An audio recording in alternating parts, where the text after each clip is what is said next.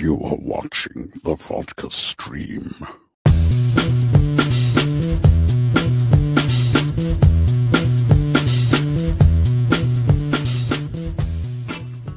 You are indeed watching the Vodka stream. What is happening, everybody? It is Friday. That's right.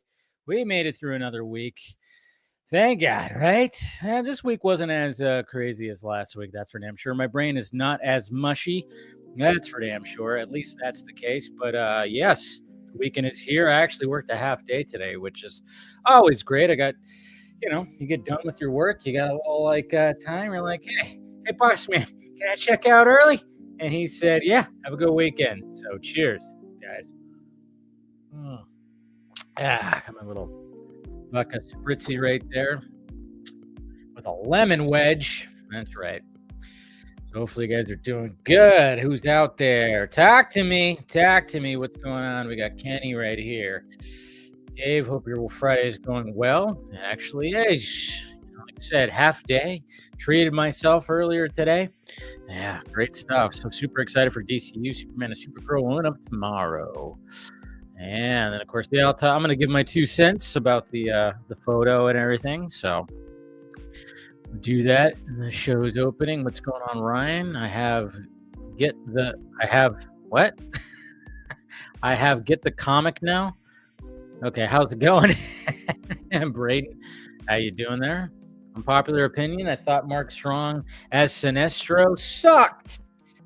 I just thought he was the worst, and that, again, I haven't seen the movie since 2011. Yeah, I mean, hey, that's fine. You have a take? Yeah, I mean, I thought he did great, and, it's just kind of funny how many times that he has actually shown up in DC movies, but maybe he'll show up again. I don't know. I thought he was pretty decent. I always like Mark Strong. I mean, like I said, he's been in 3 DC properties now. Obviously, that was the first one, and then of course, Dr. Sivana in Shazam, and then of course, the Penguin, which was like so weird as Falcone. I mean, it was just so interesting how they, he did a great job though. It's a lot of your plays. What is happening, good sir?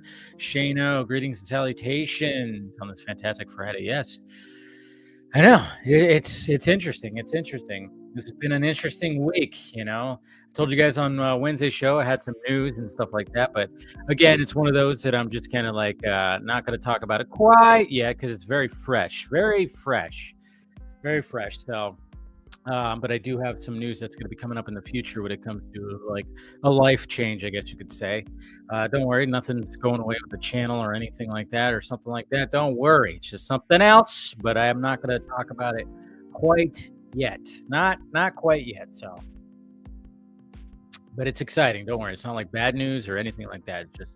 It's good news for sure. Jalen, what's happening? Good to see you. You have Versus Seed saw clips of the Sinestro actor. I think he'll do a good job. So did I, because I do not really know who he is.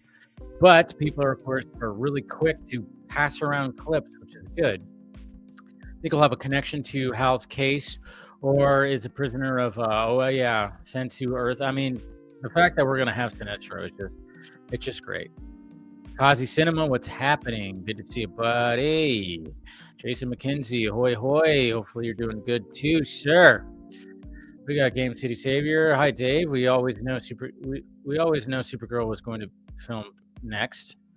Why is everyone getting excited over the back of a chair? We haven't seen her costume yet.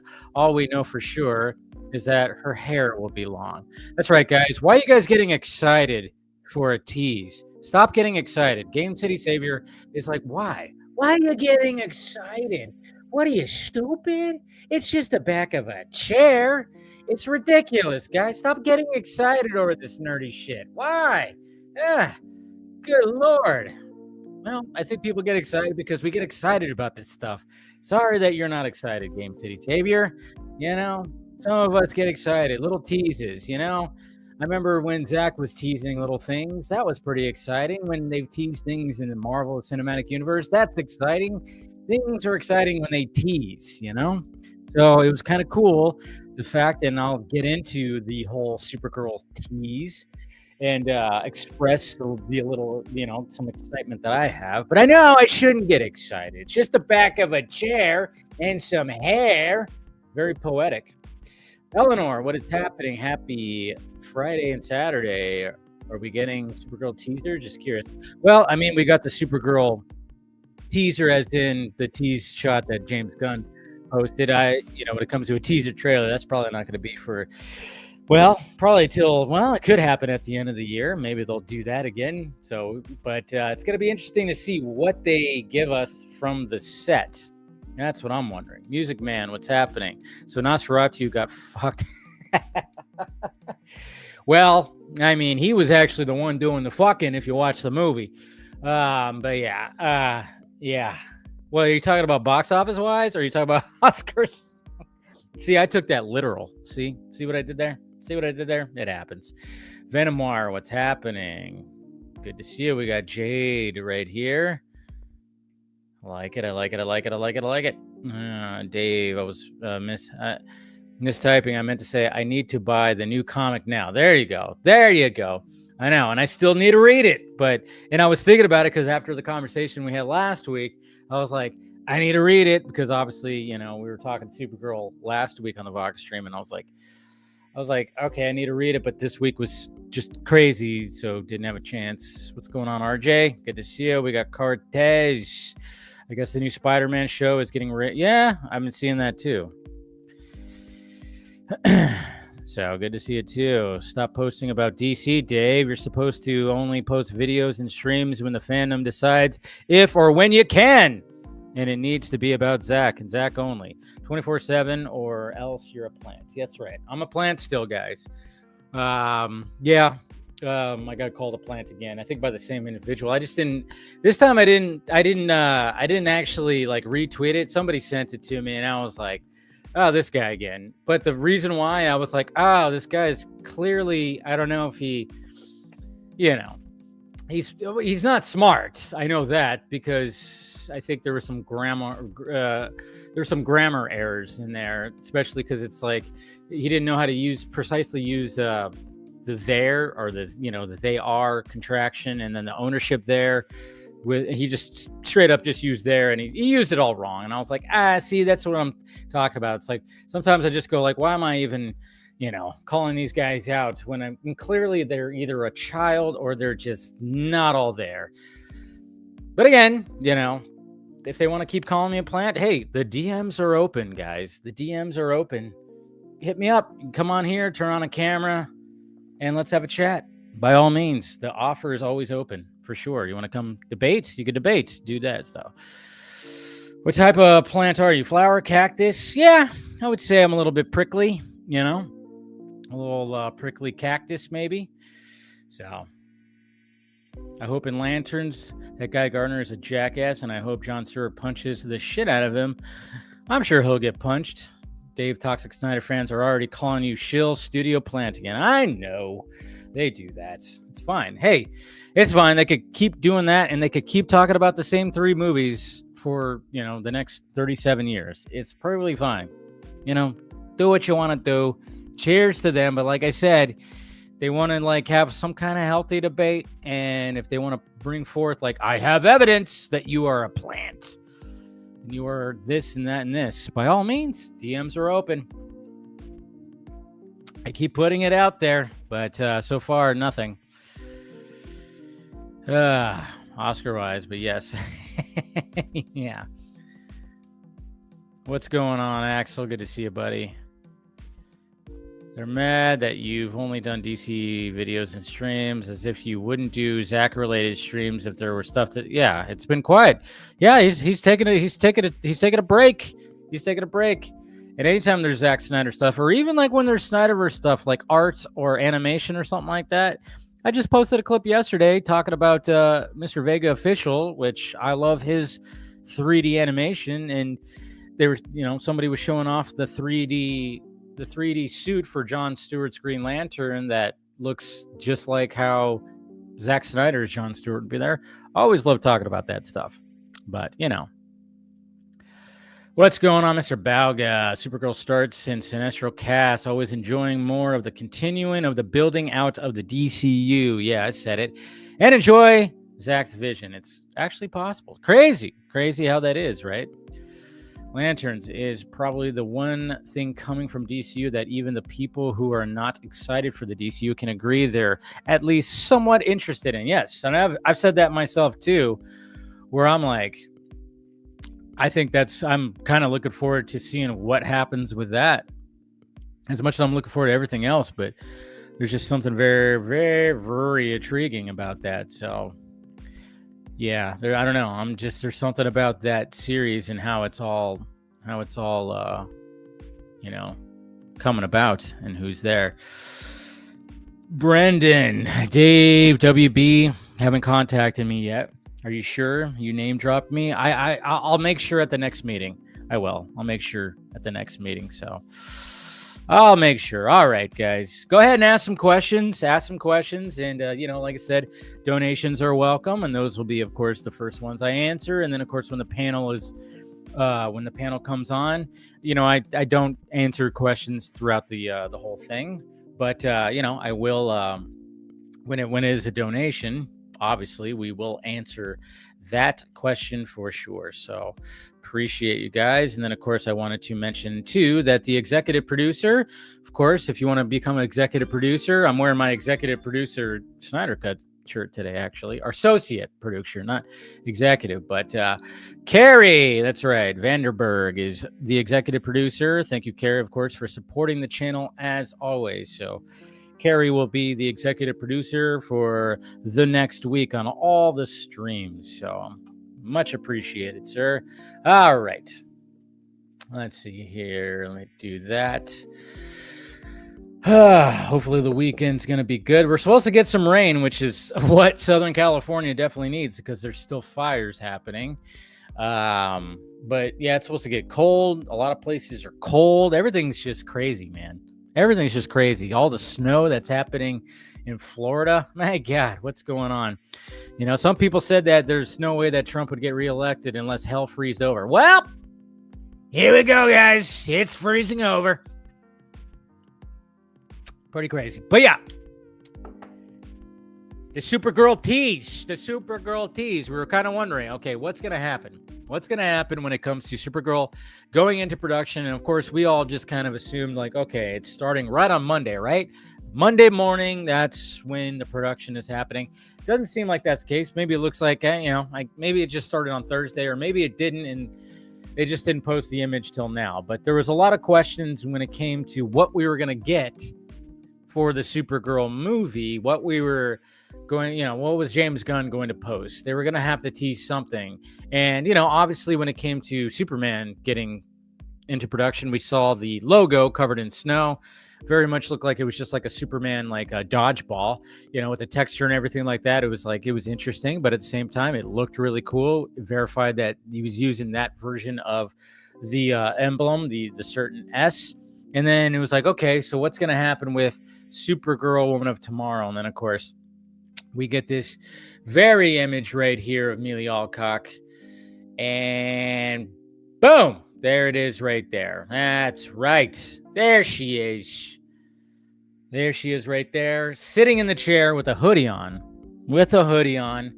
So she is going to be having long hair, no short hair when it comes to this Kara right here. And then, of course, an awesome look at the emblem right there. I mean, Jesus Christ, that looks pretty freaking cool. I don't know about you, but yeah, kind of loving that right there. And then, of course, she's looking at a bar.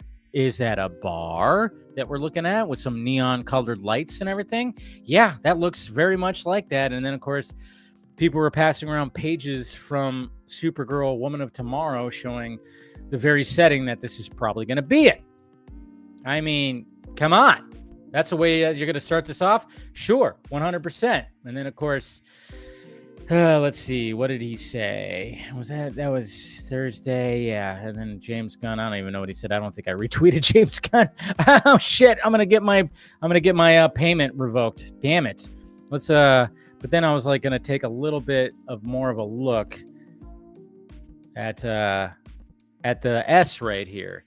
At the emblem. So one of the things that, of course, a lot of us were noticing is the difference between this emblem. Obviously, it's still very much that Kingdom Come Superman S, that Super S right there, the House of L right here. So but it doesn't have a yellow background. It has a blue background. So I'm just thinking, okay, is that the blue that it's just going to be part of her costume, and she's just going to have like it's going to be more of it's going to be a transparent background, or is it or is it just going to be a blue background, and then maybe it's going to be a different color scheme, color blue for her costume? Probably not. It's probably just going to be transparent, which I think works. But of course, the next thing is like, hey, Jimmy Guns, okay, when are we going to see the suit? Now, we're probably not going to see the suit for a while, because it took a while before we saw the Superman suit after we saw the Superman tease for sure. So it's going to be a little bit. It's definitely going to be a little bit.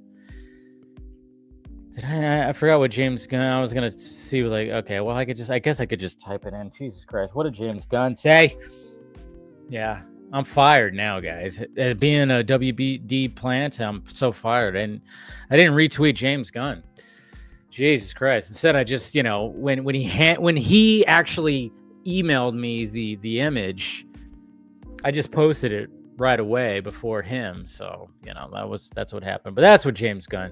This is what James Gunn had to say right here. Thrilled to see Cameron's role at Warner Brothers Studios leaves in on Supergirl with Craig Gillespie at the helm and the phenomenal Emilia Alcock as our Kara Zor-El. Craig brings an incredible sensibility to this story, and Emilia is every inch the unique Supergirl envisioned by Tom King, Bilquis, Evely, and Ana Naguara. So that's what Gunn posted right there. But I'm like, turn around. Have her turn around. What's it look like? Is she wearing the boots that go up to her knees? Does she have a sword? I mean, that's what's going to be interesting, is when they actually reveal her costume, which is not going to be for a while. I mean, although they did release the CinemaCon schedule. They did release the CinemaCon schedule, and maybe I should probably look into freaking trying to make it there this year. Let's see, the official, they did, okay. Why is it? That's so stupid. All right, I can't even find it. What the hell? All right, I didn't type it in right. Who knows? I'm trying to find, yeah, I did type it in wrong. I put an extra N. Come on, learn how to type there, Dave. Okay, so there we go. So as of right now, when it comes to the CinemaCon panel, Warner Brothers is actually going to be showing up on April 1st. April fucking Fools! Guess what? DC Studios is going to end, and that's it. And then Snyderverse restored. Sorry, I don't mean to make those jokes. Come on, I shouldn't make those jokes. Bad. I'm sorry. But yeah, Sony Pictures is going to be first. Sony Pictures actually has the first. They actually have, and I'll share the screen right here if you want to see the full thing right here. But I just pulled up the whatever screenshot that I found. But Sony Pictures, what the fuck do they have? Hey, we're going to spend 2 hours and 15 minutes to tell you how much we fucked up our little Spideyverse. But we got a 2-hour April 1st Warner Brothers panel, which should be interesting. Of course, Universal, Amazon, Paramount, Disney, and Lionsgate. But you better believe that there's going to be some Superman there. And then I'm kind of wondering, is that when they reveal Supergirl? That'd be kind of like a place to be like, here she is in all her glory. There she is sitting on the beach, bloodied up, or there she is drunk, or there she is whatever, So that'll be interesting to see what they do there. But yeah, but for the most part, when I saw, I think it was actually Phil actually sent me the Instagram post first. I was like, what? And I saw, like, I clicked on it because I was working, and then I saw it, and I was like, oh shit. And then I saw people post it, and then of course immediately I posted it, being the good little WBD plant that I am. And yeah, and then we got it right there. And I think that's a perfect little tease. You got to do that. But yeah, the costume reveal, that's what's going to be the very interesting part when it comes to all of this. So cheers to it. I think it's going to be great. I think this actually, a lot is riding on Superman because it's Superman. But man, I tell you, like, when it comes to these other projects like Lanterns, and of course we got our Sinestro and Supergirl and some of these other projects, and even what I was talking about when it came to like Sergeant Rock and all this stuff, it's like we're going into a very unique era of the superhero genre, I guess you could say. So we'll see what happens, but it looks so far looking good when it comes to that. Now, of course, I want to give my full review, and usually I do that first, but I forgot almost. But I want to give my full review of Flight Risk, which I saw last night with crazy Marky Mark with a balding head, which was, funny to see when you see that in the trailer. And and directed by, the director from Apocalypto, the director of Hacksaw Ridge, the director of Braveheart. Wait, that's fucking Mel Gibson. Why don't you just say Mel Gibson? It's kind of funny because even when the credits flash and that's the first thing you see is directed by Mel Gibson, my brother's like, oh shit, that was Mel Gibson. I was like, yeah, they didn't market it like that because, well, Mel Gibson, he's had some struggles when it comes to at least Hollywood now and them really liking him. And it's going to be interesting because apparently he is going to still be doing that sequel to Passion of the Christ, the resurrection part. I watched his interview with Joe Rogan, and it was interesting interview. Dude's definitely had there's been an effect, being in Hollywood for 40 years and so like stuff like that. But, interesting dude for sure. And then when it comes to this movie, I there's not really much that's different. I was entertained. It felt like I said this on my first reaction. I was like, this feels like a 90s style type of little action thriller kind of thing. And then of course I'm seeing today people are saying the same thing. Even Mark Wahlberg in an interview said, yeah, we're kind of bringing it back to that 90s type of stuff. And apparently, according to Mel Gibson, they shot this movie in less than a month, which is crazy, but it all takes place in the plane, most of it. So makes sense. So, you have a limited cast. You don't have much there. So, but, there's some things that are like stupid in there. Like there's one particular shot where I went, Jesus Christ, that was a little overly dramatic. And there's some things in there. Yeah. Thinking about it, I'm like, yeah, they could have done something maybe a little bit more, but for the most part, I was entertained. I was not disappointed in it. I saw some people that were, but that wasn't me. I was not disappointed at all when it came to Flight Risk. So go check it out, guys, if you want to, It's just entertainment value. But yeah, there you go. And then, of course, next week we have Companion, which I'm looking forward to as well. All right. What do we got here? Let's see what you guys are talking about. Let's see. Trying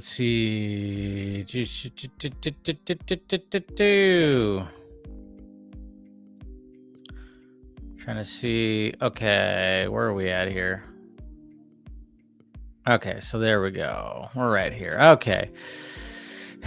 David tells Zach to tell Gunn to put 3 Doors Down Kryptonite in the next trailer. I wouldn't be surprised if he already has that needle drop ready, right? Dave, have you seen? No, I have not. Okay. And when it comes to these Oscar nominations, too, because we're going to be talking about this with a panel as well. But yeah, this award season is just weird. Like, I don't know. Like, I always like to make a point to watch all the movies. Last year was pretty stellar, obviously. And this year, I'm just kind of going like, all right, Dune is getting some love, but, I'd wish it got some more love because obviously Villeneuve did not get nominated for Best Director, which is always ridiculous when that happens. I don't even know what the fuck. But 13 nominations for Emilia Perez, okay? Now, I have not watched the movie. But I've seen clips. I've seen the clips and I've seen people react to it. And all I have seen is really just negativity and backlash towards this movie, which is interesting. There's like a whole thread that I read that was like, wow. Saw clips and heard the bad acting, the bad accents. And then, of course, seeing some musical numbers. And I'm going like, wow, this doesn't even seem like it's real. Yet this movie is getting nominated for 13 nominations, and everybody's just kind of going like, what the hell is going on here? And I think I'm going to make it a point to watch the movie tomorrow, and I think I will record a video of me watching it, maybe do some, not like a full-on like play-by-play, but if I feel the need, and maybe I'll stitch like a video together as I'm watching it and get my initial reaction, because I just don't know. From what I've seen, it just looks really bad. And yeah, it's going to be, people are going to start calling it the DEI of nominations or something. I'm just saying, that those 3 letters have been thrown around for like the past year and a half. So I'm just saying that's what's going to be like happening. But yeah, it is kind of interesting, and people are not happy about that. They're definitely not happy about what's going on with that, and I don't blame them, especially when there's been some snubs and everything like that. It's fine, but hey, we'll see what happens. But there's my 2 cents. Who's slamming doors over here? Dave, what do you hope Sonic 4 to be about? Obviously, we have Amy and Metal Sonic coming in. Yeah, I mean, there's only so much I can hope for. I wasn't like die hard on Sonic. I played Sonic 2 and 3 a lot, but I only played it when I went to my cousin's house, because we did not have a Sega Genesis. He did. So that was the only time I played Sonic. So I don't really know much more of the story outside. I barely know who Amy is, So now it's outside of my expertise when it comes to Sonic. Like, I knew Knuckles and I knew Tails, of course. So I really thought Green Lantern was only going to be in a name until we got Sinestro casting. Now I'm seriously hyped. Yeah, it's going to be some freaking great stuff, man. Peacemaker and Guy Gardner and Dushoff. That's pretty much, I mean, I wouldn't be surprised if those two met up. Antonio, what's happening? Great casting. I remember him in Banshee. Yeah, everybody keeps on referring to Banshee. So apparently I should probably watch that. And I think he did some other stuff. I just can't remember, probably in the late 90s and early 2000s, TV shows I probably watched. Okay. What is your official predictions of Sunday's NFL championship games? Well, I don't know about predictions. Who knows when it comes to those Chiefs and the refs, but I am going for the Bills, which I think everybody is, except for Kansas City. We're going for the Bills. Team Steinfeld over Team Swift, of course. If you know, you know. And then sorry, RJ. I know you're an Eagles fan, but I'm going for the Commanders. I'm going for the rookie. I'm going for the rookie, man. Sorry to say, I'm going for the rookie. Hey, there's the executive producer right now. I haven't checked in a while. I guess yeah, there you go. But thank you, Carrie. Cheers to you, sir. Yeah. Like I said, bringing back the whole executive producer thing. Give a shout out to the supporters of the channel. Like I said, if you guys want to be a supporter, subscribe to the Patreon, subscribe to even be a member and stuff like that. And we're actually, we're going to be doing a vodka stream Saturday, where if you patrons and members, you can join the conversation. Come on and have a conversation with me and the panel. So by all means, if you have some time tomorrow, Washington and Buffalo end up being, yeah, it probably will be. It probably will be Philadelphia and Kansas City, maybe. I mean, that's, if you had to put bets on it, I mean, it's probably going to be Philadelphia and Kansas City. That's why I'm rooting for the other two. I'm going for the underdogs. Do you like the Wonder Woman logo colors? I love it. Yeah, I think it's great. I didn't even think about how, with the transparent background, that's the way it was in the TV show. I think it's clear indication that Kara is much more married to her Kryptonian heritage than Clark is. Makes sense. This Kara is more edgy. Yeah, 100%. 100%. Music. Man, Dave, why was Nosferatu nominated for Best Picture or Actor? Why wasn't it, you mean? They don't like horror. I mean, they nominated The Substance, which is technically a horror movie, but, I think they looked at it as it's loosely horror. But, Nosferatu is flat out. It is a horror movie. So that's probably why they didn't. Carrie. Yes. Happy birthday to you. Happy birthday to you. Happy birthday, dear Carrie. Happy birthday to you. Cheers, sir. Happy birthday, bud. Go get a steak dinner or something like that. And I'm not surprised that the logo looks different. Like I said, I agree with people who feel different about Gunn, but those other creators, those people I trust. See, there you go. See, you're taking a nice little approach right there, Antonio. You don't really like Gunn, but you're glad that he's hiring these other creators to bring us something, right? So, I mean, come on. You're fired. So they may be keeping simple naming conventions for DCU: Superman, Supergirl, Peacemaker, Lanterns, Clayface. No subtitle. Yeah, they probably are. See, and I think it's kind of smart. I at first I was like, it's kind of cool. Like, yeah, let's call it Superman Legacy. Let's call it Batman Brave and the Bold. Let's call it Supergirl Woman of Tomorrow. But then they're like, well, let's just shorten it. We don't need anything more. We don't need anything more than that. So we don't need anything more than that. So let's see what happens. That burn around the emblem. Wonder if that'll actually be part of the costume or just a... I think it's just stylistic. I don't think it's going to be part of the costume. That would be too flashy if it looked like that. Then again, you never know. Maybe they found something that worked. So, hey, there's Phil.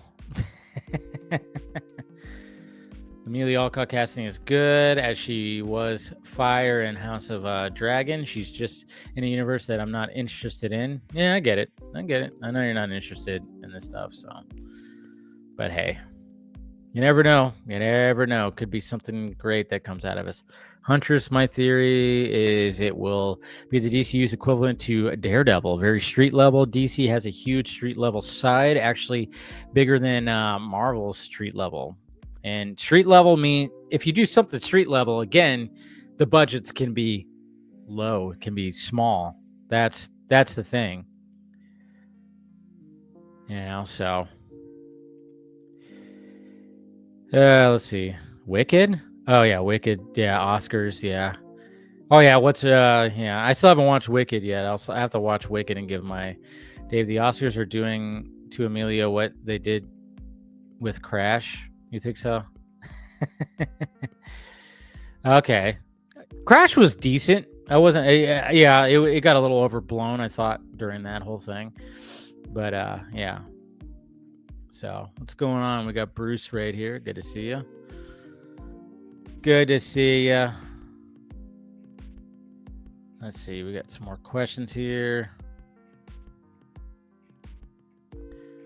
Oh my God, look what we got right here. We got Clayface in here. Capital letters and all. Uh-oh. Maybe that's me. Maybe I'm Clayface. I don't know. But we do have Clayface in here, so it's interesting. Now, the Sinestro thing is something to get excited about because I thought Green Lanterns was going to deal with human crap until the last episode. Nah, I mean, that's the thing. You can't assume. Assume you make an ass out of you and me. Think about it. My Clayface movie is coming out along nicely. There was a bit of studio interference from shareholders. And there you go. Already happening with the Clayface movie. How dare they? Jeez. Just watch Sonic 3. Awesome. I'd buy the Shadow Steelbook if it wasn't fucking $40. $40 not too bad, but yeah, I get it. I get what you're saying. Braden, can someone explain to me why Emilia Perez got 13 nominations? I've heard nothing but terrible things about it, about that film. Doom Part 2 should have got Best Director, of course. Yeah, it's all fucking weird. Doesn't even make sense. Rock Jones, who would you like to be cast as Batman? Well, I like the Brandon Sklenar. I like that casting. I brought up Theo James as a possible candidate. But yeah, there's some other people that put out, but those two have been kind of like the ones I've been thinking about when it comes to Batman. When it comes to Damian, I just get some kind of unknown badass, young actor, so yeah. Any possibility we see Red Lanterns? I mean, I would not be surprised. The Atrocitus, or will Sinestro be the only other? That's gonna be interesting because, like I said, if it's gonna be like True Detective in with that element to it. I mean, obviously, it's gonna be Earth based, so it is gonna be interesting. So I mean, maybe they'll save. Who knows? But then, of course, we're just all assuming that Hal Jordan's not gonna make it out of this. Maybe they're just gonna be like, put it all in there. Put Red Lanterns, yellow. Put all the spectrums in there. Who knows? But it could very much be something special for sure. versus C. Do you think they'd have a non-lantern hero wield a lantern ring temporarily in the DCU like in the comics? Also, who would you choose? That'd be, I don't know, that's pushing it a little bit, isn't it? I mean, I know that's happened before, where we've seen those versions of the characters, other characters wielding or wearing the ring and everything, and doing all that. I don't know. I mean, if they were gonna go crazy with it, just do that to Batman. I don't know. That'd be pretty funny, just because he's the only one without a superpower. But I don't know if they'd go too crazy with that. Would be interesting though. It definitely would be interesting. Haven't been dialed into much news in a couple weeks. I started a new job that's been demanding. That's good. New job's always good. I didn't even know the Oscar noms came and don't know what they are yet. Yeah. Sad. They announced all that. So, and people were disappointed, as they always are every year. Don't think I've asked, but where'd you get the Batman sign? I got a gift from Mama Film Junkie. You could probably find it on Amazon. So just look for it. Probably find it somewhere on there. I think that's where she got it. I don't know if it's still on there, but that's where she got it. Was Amazon, I believe. And I think Scott got one too, and it was from Amazon as well. So yeah, I would just search for it on Amazon or somewhere. I don't know if it's in the DC shop or anything like that, but yeah, now you can seek it out.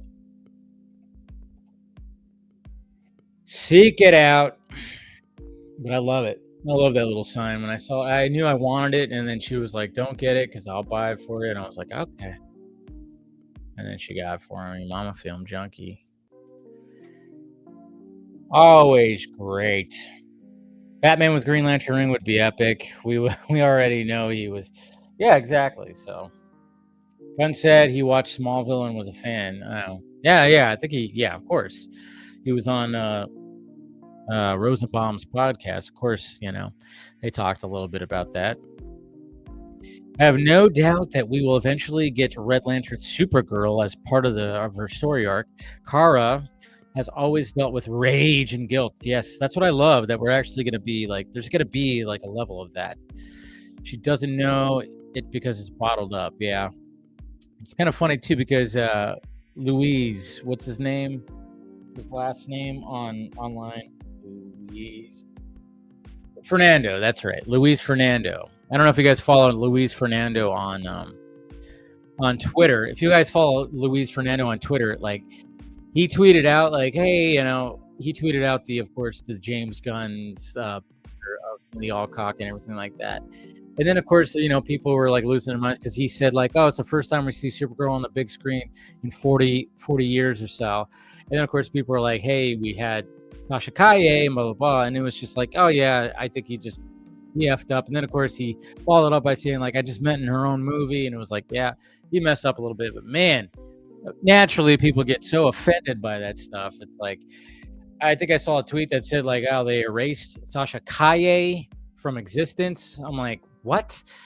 She was a side character in the Flash movie. Now, her costume looked good. She did a good job. But for the most part, it's like no one erased her from existence, first off. And then I saw, oh, yeah, WB Shills and something else in DCU or DC Studios to only tell lies or something like that. I don't know. People, of course, freaking out about stupid shit just because somebody blundered on a tweet. Like, relax. We all have blunders when it comes to a tweet. So, yeah. Dave, if there is a Superman 2, who would you want to be the main villain? I want Mongol or Brainiac. Well, I mean, we've been waiting for Brainiac for so long. I'm still kind of hoping that there's going to be a Brainiac presence in the first Superman movie, but it doesn't seem like it, right?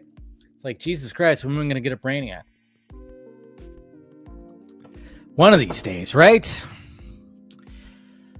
It's always leading to it. Can we finally get a Deathstroke movie? Well, we're supposed to get what? Bane versus Deathstroke. We're supposed to have that. So we're supposed to get that, right? Yeah, some people didn't like Sasha. I didn't. I thought she was okay. I thought she was fine. I didn't think she was. It wasn't anything like, oh my god. But you know how people get anything to push back against. People. It's so weird. Also, the more we get for lanterns, the more I get excited. Would probably say they're in my top 5 for league members. Yeah, that's good, as they should be. I don't know. I just saw a tweet and it was just like it's just hyperbole, weird stuff. It's just, I don't know. Some certain fans get so hyperbolic. Greg Fraser got a nod for Dune. Yeah, at least he got that. Yeah, Dune still got some good nominations. But I mean, for Villeneuve not to get that, it was just like, come on, what are we doing? But But yeah, so I mean, I know there was people that were just like kind of like, but I don't know. I thought her costume looked cool. I know some people did, it was a full bodysuit when it came to that. She when she came when her scene, I mean, obviously she's like halfway through the movie, but I mean, she's part of that. That's the thing, is like people give shit to the Flash and I'm like, I don't like the Flash. I thought the Flash was good. I wish we just got the original ending, and I wish she didn't, dare I say, get killed over and over again. I wish we would have saw that ending where she shows up, everything just kind of ends with all the different things, Ben Affleck, Henry Cavill, Gal Gadot. We get that ending that they originally had in mind, Michael Keaton. It would have been kind of weird. It would have been kind of cool to see them all kind of converge with each other. I'm just kind of wondering if there was like with that scene, was there acknowledgement between Clark and Kara? Or how would that have worked? Because everything was all wonky, multiverses converging and shit like that. I don't know, but would have been interesting. Anyways, all right, let's go ahead and take the sunglasses off. Start inviting some peeps in.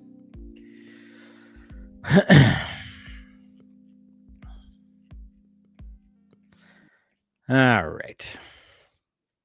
Good times. All right. First off, we have Phil. What's happening, sir? Hey, bro. How you doing, man? Good. How you doing? Eh. It's my mom's birthday and she's sick in bed, so she can't even celebrate her own birthday. So yeah, that sucks. Made her some soup earlier, taking care of her. Yeah. Other than that, just another day, another dollar. Nice. All that shit. Well, anything cool happened this week? Heard Monday was kind of wild. Was it? I don't know. You tell me. A lot of wild things. Yeah. I know there's a lot of a lot of interesting things, of course, happen, but we're all still here and talking about nerdy shit, and it gives us things to talk about. That's for sure. Knock on wood for that. Yeah, at least we got all that. We got this stuff. That's all where we can come together. Amen and everything. To that, brother. Amen to that. How was your show today? I mean, it was a little shorter. Obviously, Madre being sick, had to kind of cut it short. I mean, there also wasn't too much to talk about. Obviously, there was Supergirl image, Green Lantern casting, or Sinestro casting, I should say. The thing that really got me though was like Ryan Gosling maybe going into a Star Wars movie with Sean Levy. And I'm like the more I think about that, I'm like, if that actually happens, that means his movie is a lot farther along than a lot of other people tend to think it is. For sure. Yeah. And I'm just like, at this point, if people are asking like, yeah, make a Star Wars movie not centered around the Skywalker saga, I'm like, okay, well, Sean Levy's got a movie in the works and he wants to do something with it. And Lucasfilm's like, oh, you want to get Ryan Gosling? Yeah, sure, let's just fucking greenlight it. Yeah, greenlight it. Because then once the movie comes out and fanboys inevitably bitch and go, oh, I want Rey Skywalker, it's like, you can't have it both ways. This is literally what you were just asking for a year and a half ago. Yeah, exactly. And now it's happening and it's here. And now you're just like, well, I want more Rey. Well, guess what? I want more Rey Skywalker too. But I want more Star Wars either way. Yeah, true that. And then apparently today, a new writer came aboard for the Rey Skywalker movie. I forgot what his name was, but that was like the latest. Yeah, that was the latest news in like the last 2 hours, I think. Oh wow! That I forgot what was his name? I forgot somebody that I don't remember his I don't know what his filmography or what his writing credits are. Let's see. Ray's go. Let's see. Reported 15. Well, they say it's 15 years out of the after the events, of course. Of his name is George Nolfi, who Yeah, I'm looking at it wrote. right now. Yeah, Ocean's 12, Born Ultimatum. Yeah. Yeah. So hey, that could be something. Could be something. I mean, hey, we just want good stories. We don't rush it. Don't do anything.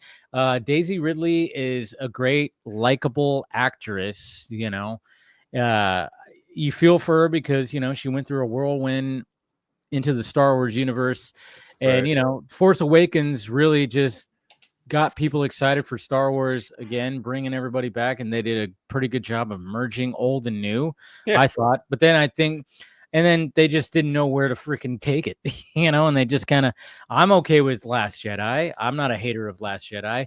Rise of Skywalker is just so much crammed into one movie, and it's messy. I don't hate it though. I could watch the sequel series and be okay. It's not like an Attack of the Clone situation where I just go, certain things. But I can still respect even Attack of the Clones with certain things that happen in there. Yeah. I mean, I'm the same way. Like, I don't really like. I mean, I see why people hate the sequel trilogy. I just don't understand continuously bitching about it 24/7. That's the part where you kind of lose me there. But yeah, no, like I kind of look at the sequel trilogy in the same way I look at the other two trilogies. It's like they were made the way that they were, love them or hate them, whatever. Like the OG trilogy, Lucas made them one at a time. This prequel trilogy, Lucas worked backwards. He knew where he was going to end, but he didn't put that much effort into Phantom Menace or Attack of the Clones. Specifically, way more Attack of the Clones. That one feels, of the three, probably the most way rushed. undercooked. Absolutely. Yeah. It's like because Revenge of the Sith is definitely the best one of the prequels. Absolutely. And when you rewatch, it's like, this is the movie that Lucas knew exactly what the fucking assignment was. Phantom Menace is enjoyable, and I think, like, for me, what I've always said over the years, even when I first saw it, it had everything. It was just basically, this is, hey, remember Star Wars? We have Jedi. We have royalty, we have corruption, and we're gonna have this third act, this final act battle that's gonna take place in 3 different spots. We're gonna have a lightsaber fight. We're gonna have a fight on the grounds where there's a fight in space, pew pew pew pew, and then a fight in space. So it was just kind of like, it was like, hey, remember, we're bringing the whole thing back. So, and I can enjoy that, but man, there is some bad dialogue in there. There's some questionable dialogue, like even some of the conversations between Qui-Gon and Obi-Wan are just like, they need another pass. They definitely need another. And you got such a stellar cast too, and it's like, ooh, I mean, I still always go back to what Harrison Ford said in an interview that he told George Lucas. He said, like, hey, you could write this shit, but you can't say it. It's like, it's like, because George Lucas just never been good at dialogue. I think he's always he's a very creative person, and from wanting to do it like a Flash Gordon type of like movie, couldn't do that, so he created something of himself. And THX, that movie, you watch that movie, nobody talks about that movie, but it's very well done. American Graffiti, very well done. He's a good filmmaker, and it's sad that he never did make any more movies outside of Star Wars after that. I mean, he produced movies and everything, and then of course he just got filthy rich with Lucasfilm and everything, and then of course sold it and got even more rich. So, and then he just decided really not to do much more, and I don't know. It sucks because he is a very creative person. I thought his movies outside of Star Wars were really good. Like, he was good at it. So. Red Tails is a fun time too. I don't think I haven't seen Red Tails. Red Tails is a good one. That's another good one. It's been a minute since I've seen American Graffiti, but yeah, you're not wrong. That's honest. That's where he found Harrison Ford, was American Graffiti, through that. American Graffiti, great cast. Yeah. That was, I remember my mom loved that movie, so I watched it a fefew times. Then I had an ex-girlfriend who loved that movie too, which is funny.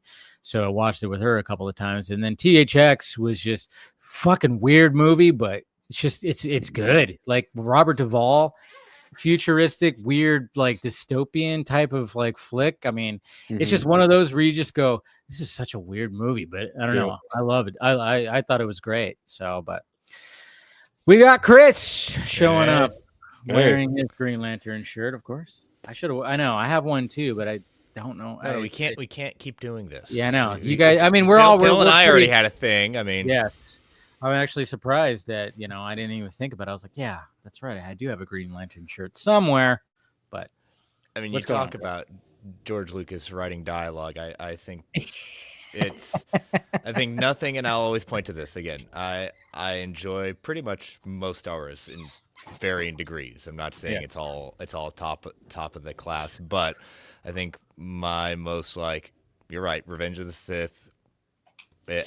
That's the best in my mind of the prequels, but the cringiest dialogue is they can't save you, Padme. Only my new special powers can. I was like, oh man, that's supposed to be your big.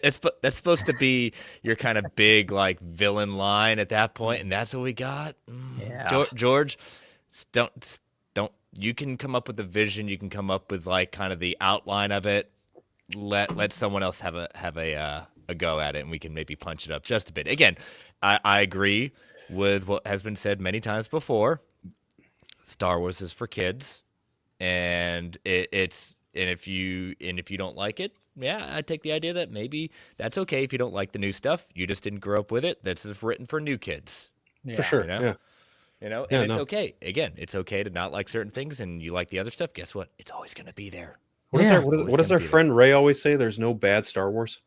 Yeah, there really isn't. I mean, not again, in my head. I mean, maybe I think the only thing I can kind of do, it's not even bad, but it's just laughable, is like the holiday special. I mean, if you just look at it as just a comedy and just like, this is what happens when we do too much of one thing and overindulge on an idea. Yeah. Well, I think at the time they were like, well, we got to capitalize on this. So it was such a huge hit. They were like, well, we got to do something. So they just put something together in a very short amount of time. And they thought, well, this will work. But no, maybe it worked for the time and people were watching it because they were craving more Star Wars. But yeah, for the most part, when you look back on that and you watch that, you go, holy shit, what were they thinking? But at the same time, they were just thinking, we need more Star Wars. Yep. And, and that's a lot of pressure too, when you have such a gargantuan hit and George Lucas, struggled to even make the first movie. I mean, when you go and see the making and just the deadlines and trying to get things to work and all the money going into it and creating new techniques and the modeling and the ILM effects that needed to go into it at the time, which were not easy to do. Nope. I mean, it's amazing that movie even got completed. It was amazing. And then it just caused George Lucas to be like, not directing the next one. I already have the stories. Somebody else can help the writing, and somebody else and other people can direct it. I'll be a producer.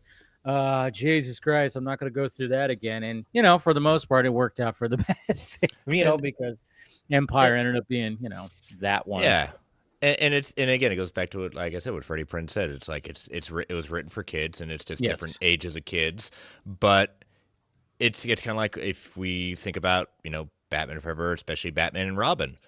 If you look at it through the lens of, hey, this is just homaging Batman 66, you know what? It's not necessarily the Batman that I have in my mind, but I look at through that lens and it's like, okay, I got this. I see what they're trying to do. Oh yeah, there's not. I mean, I would even say there's not a Batman movie that I wouldn't watch. All the Batman movies are great. Even like there's anything Batman, I'll watch. I don't care like the different tones, the different styles. I'm just a Batman fanatic, so I'm gonna watch anything Batman, and I can watch Batman and Robin. I remember when it came out. I remember when the trailer came out. I still remember I downloaded it and played it on the QuickTime player on my Windows 97. There you go. I remember I played it over and over again. I was like, yes. And then I remember, I mean, even back then, before there was all the shit that we have now, social media and everything, and it was just chat rooms and And there was websites and stuff like that. I remember downloading a script that was Batman Intimidation or Batman. Maybe it was something else. It wasn't Intimidation. Intimidation was supposed to be Nolan's. It was Batman something, but it had the Scarecrow that was going to be in it. And then, of course, they were saying that Kurt Russell was going to be playing Batman. There was going to be a Joker appearance from when he gets gassed by the Scarecrow, he was going to see Jack Nicholson's Joker. It's either Batman Unchained or Batman Triumphant.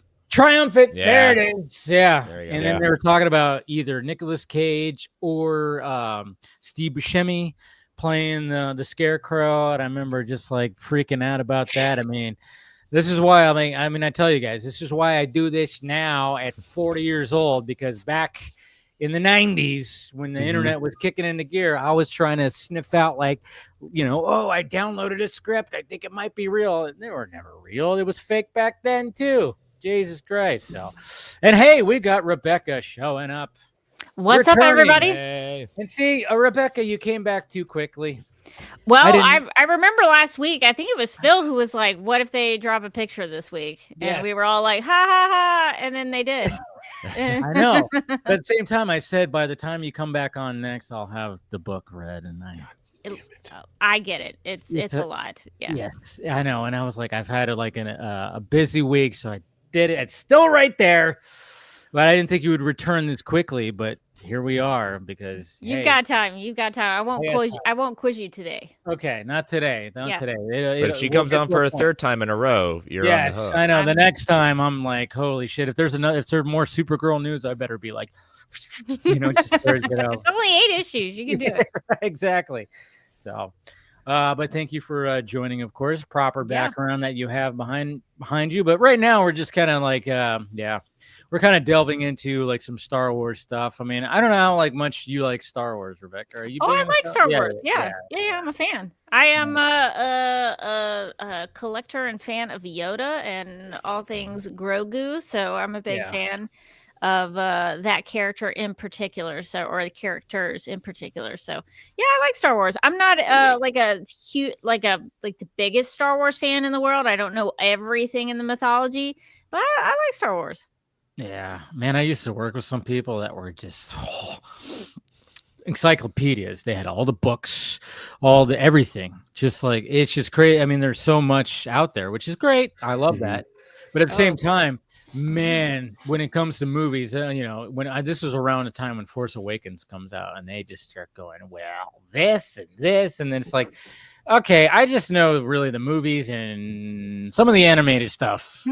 I don't know what to tell you. Such a fake fan, it. Dave. Fake fan. Know, right? Yeah, at Dragon Con every year they have a Star Wars trivia contest, and I will go in there just to listen to some of the questions that they will ask. I'm like, I don't know the answer to that. But there's a guy that would win it every year. I don't remember his name, but he's like an encyclopedia, a Star Wars encyclopedia. He's read all the manuals of all the ships and all the weapons and all the things, and he would know anything you would need to ever know about Star Wars. So it's pretty intimidating to go into that every year, and I'm like, I feel stupid. I don't know. I know. Because it's I know I could quote the lines from the movies. I know certain parts. When it comes to the movies, man, you start delving into some of the other stuff. I'm like, huh? What? You said what now? And then Scott's kind of like that too. Scott's delved into, obviously he's a big time book reader and everything like that. I know he has more knowledge when it comes to a lot of that stuff. But man, there's some things I've watched half of Clone Wars, and I know that's the pivotal animated series when it comes to the universe. And but I haven't watched it full on. But I know enough. I've watched basically every live action thing that there is. But I've collected some of the comic books. I've played some of the games, but not enough to know the full-on stories that even those games have. I mean, there's just so much there. But that's what's good. I actually used to technically, I guess I worked on Clone Wars. I wasn't a part of the creation process. I don't know if I've told y'all that before, but I worked at Turner Broadcasting for 14 years in Atlanta. I remember you talking about that. Yeah, they don't call it that anymore. I guess it would be Warner Brothers Discovery now, but Just a fun fact to share: when Clone Wars was starting on Cartoon Network back in the day, Lucasfilm was so freaked out that it would get leaked that they would send the episodes on tapes, these big HD. I forget what kind of HD tapes they were, but we would have to check them out of a filing cabinet. We would have to sign them out, and we would have to get the tape. Well, actually, so this was when they were on the encrypted drives. Let me back up. Oh, okay. Initially, when Lucasfilm started to dig into TV with Clone Wars, they would send a representative from Lucasfilm with an HD tape, and the tape would never leave this person's hand. They would like handcuffed in like a suitcase. They would come The on the nuclear Turner option. campus. They would do whatever they do with the tape, and then the guy or lady, whoever the representative was, would take the tape and leave, so they wouldn't leak it out.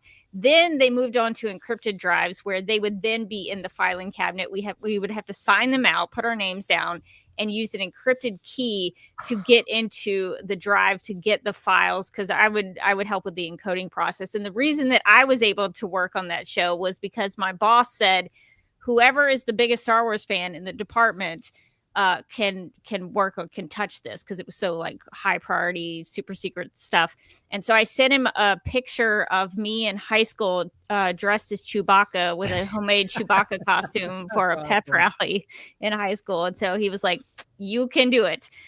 So yeah, it was very secretive back in the day, and I don't think it ever leaked out. I don't think that initial Clone Wars, I don't think we ever had any problems like that. But Lucasfilm was very high priority on those episodes. That's pretty cool, impressive. though. That's cool. That's You really have that cool. on your resume rad. right there.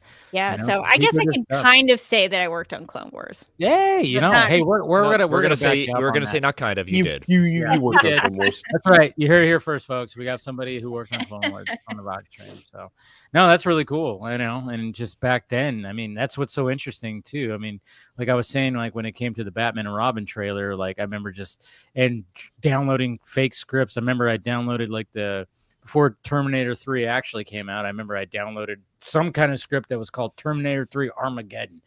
And I was like, I found it, guys. And I was in a chat room. I have it. You know, and I felt so cool, you know, like, what the hell? I mean, even back then, I was like trying to find this kind of shit. And nowadays, it's just like, you just see it on your feed.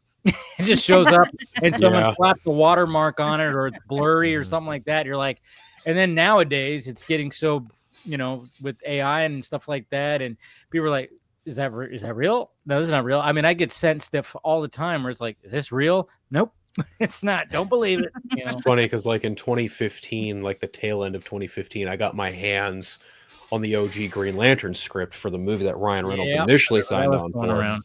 Yeah, that one made its rounds, and it's like I read through it and I was like, oh my God, this is an infinitely better movie than what we got.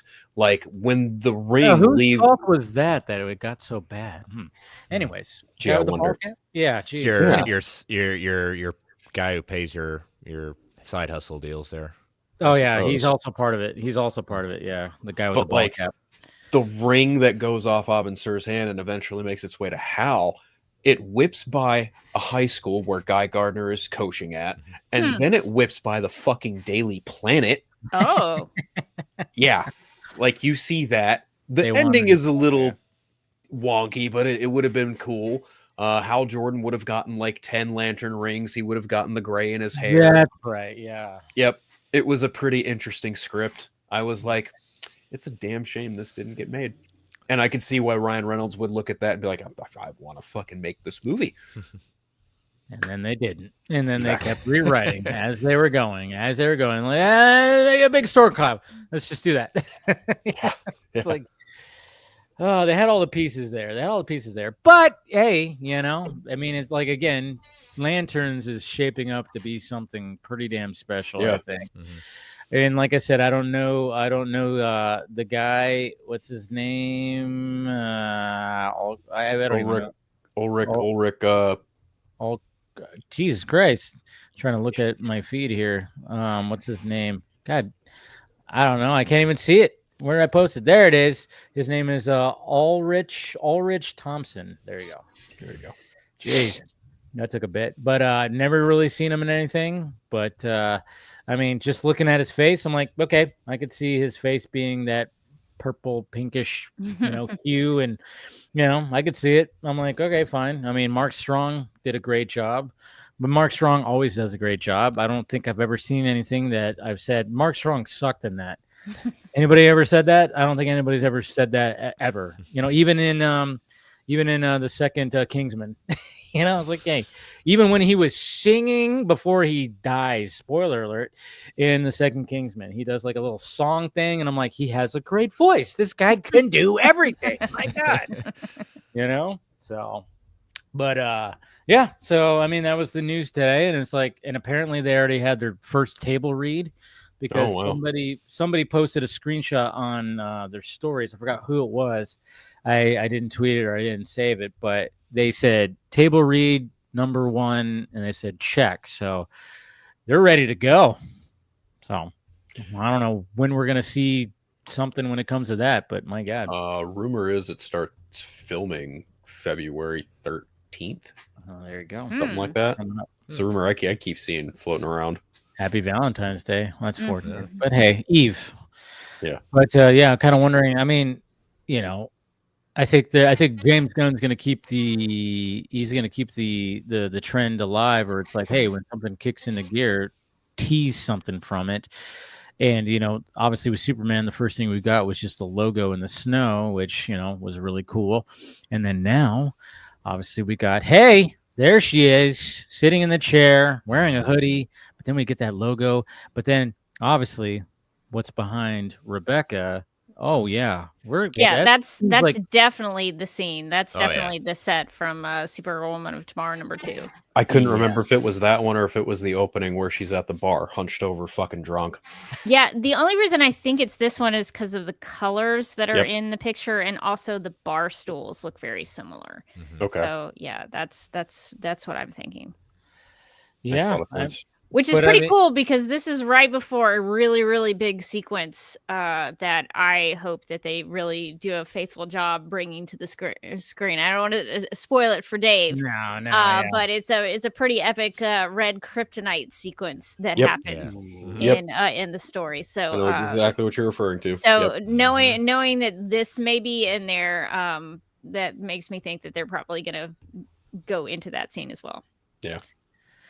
And how are we feeling about the crest that's on the back of the chair? I mean, it's interesting because I mean, obviously, I don't know if that's gonna. Obviously, it's just a logo. It's the similar S, but it doesn't have like a yellow background. It's more of it looks like it's transparent because it's a blue background. So kind of interesting. Like, okay, they're gonna go with that. And I totally forgot because people, when I posted about it, people were like, oh yeah, it's kind of like how in the show she had like a transparent like S and he didn't, So I was like, oh, okay, maybe they're just keeping that trend going.